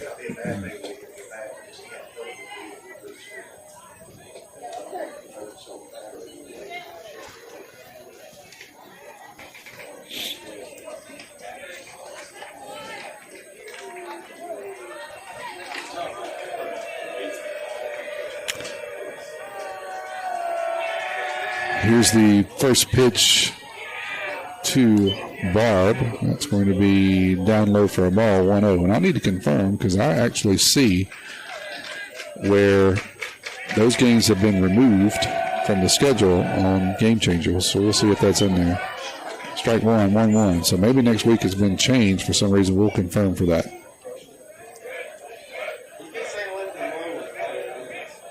Timmy, if you're still listening and know, let me know if they change those games next week.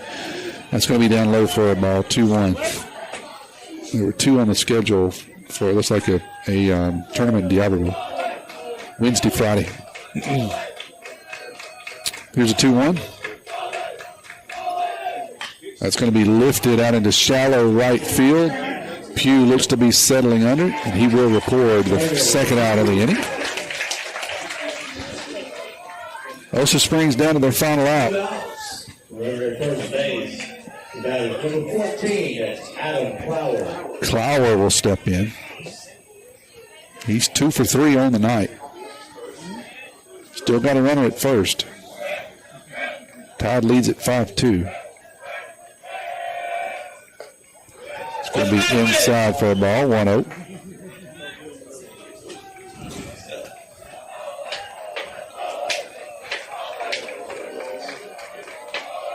The 1-0 pitch is going to be up high, 2-0 now. Called out a strike. Oh, he called out a strike? Goodness gracious. Goodness, that made Kevin Hedgepath stand up out there in front. That tells you about that one. 1-1, 2 outs. Down low for a ball. 2-1. We laugh and joke, but I'll say it again. God bless these guys. I wouldn't put on that uniform for the amount of money and the ridicule that they take. And it's all in fun. We all joke about umpires. That's just part of the game is yelling at umpires. It's not personal. Here's a 2-1. Although the Ocean Springs coach may have taken it a little personal. 3-1, that one's way outside.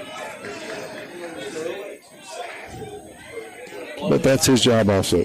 He is there to, protect his players, and one of his players got ejected, so he was getting his words in. So nothing but respect from me all the way around. Here's a 3-1. Let's get it out and get out of here and go home. Right down the middle, 3-2. We'll have a payoff pitch. Runner is at second. 3-2, 2 outs. Tide leads it 5-2. Let's get out of here making. That one's going to be hit hard out into left field. Justin's drifting back. He's got it. That'll do it. Tide will win this one 5-2 here in 7 innings. We'll step away and you'll hear a word from our sponsor. When we come back, we'll have a short post-game show. And we'll hear some stats, and we'll also hear from Jake on his Sonic player of the game. You're listening to Marine Talk Baseball on WRJW. Looking for a gym to help you become a healthier you? The gym at Picayune is the place to be with its large open facility, modern equipment, and knowledgeable staff led by owner and operator Edgar Woods. The gym at Picayune offers a variety of workouts and classes to meet your specific needs with 24/7 access. The gym accepts silver sneakers, which is available at no cost for adults 65 plus through select Medicare plans. More space, more equipment, more growth. The gym at Picayune. All right, we're back here with the post-game show. Give you just a few stats, and then I'll let Jake give you his closing thoughts and his Sonic player of the game. Great game all the way around by several guys. I'm not going to read them all out, but just call out a couple. Justin Stockstill was 2 for 4, scored a run and an RBI. Parker Helm was 3 for 3 with 2 runs and an RBI and a walk. And then Ian Herron scored a run. And also Colt Robertson, 5 innings pitched, 5 hits, 2 runs. Both of those were earned on the home run. 3 walks, 6 strikeouts. Macon Burnett came in and pitched 2 innings for the save. No hits, no runs, 2 walks, no strikeouts. So good job there by the Tide hitting and offense. Good job by pitching. So, Jake, you got a Sonic player of the game? Yeah, I mean, listen, it's a toss-up. You could go Colt. Cole had a fantastic night on the mound, like you said, 5 innings pitched. Held this team to only 2 earned runs. He had 6 strikeouts on the night, but I think I'm going to have to give it to Parker, He's 3 for 3. He's got 2 runs. He's got an RBI. I mean, that's over 50% of the production for the night. I think Parker is going to be. I think he had the triple. He had a double. I mean, heck of a night from him. Great athlete. Like I said, great night on the mound for Colt. But Parker's going to be the Sonic drive-in player of the game tonight. Well deserved. I think Parker went 4 for 4 last night. So great 2 nights of offense by Parker, and good job all the way around. Tide played much better tonight. Only gave up 1 error, so a good clean game. Something we hadn't seen a whole lot. We've been seeing some football scores here recently, but this is a 5-2 ball game, much cleaner. A really good opponent. This is the kind of team we're going to start to see in district here in a few weeks. So Tide will be in business tomorrow, 1 o'clock, weather permitting. And, Jake, your final thoughts on the game tonight? Great game. Great game from the Tide. I mean, they're off to a fantastic start. What are they, 8-2 now? 8-2. Yeah, I mean, getting hot. Great night on the defensive side of the diamond as well. Yeah, fantastic effort. Great athletes out here. Good night of baseball. Appreciate you stepping in. Appreciate Kevin Weiss for running the video. For Kevin and for Jake, I am Tommy Upton. Final score for the final time. Tide wins it 5-2. We'll see you guys next week. Roll Tide, roll.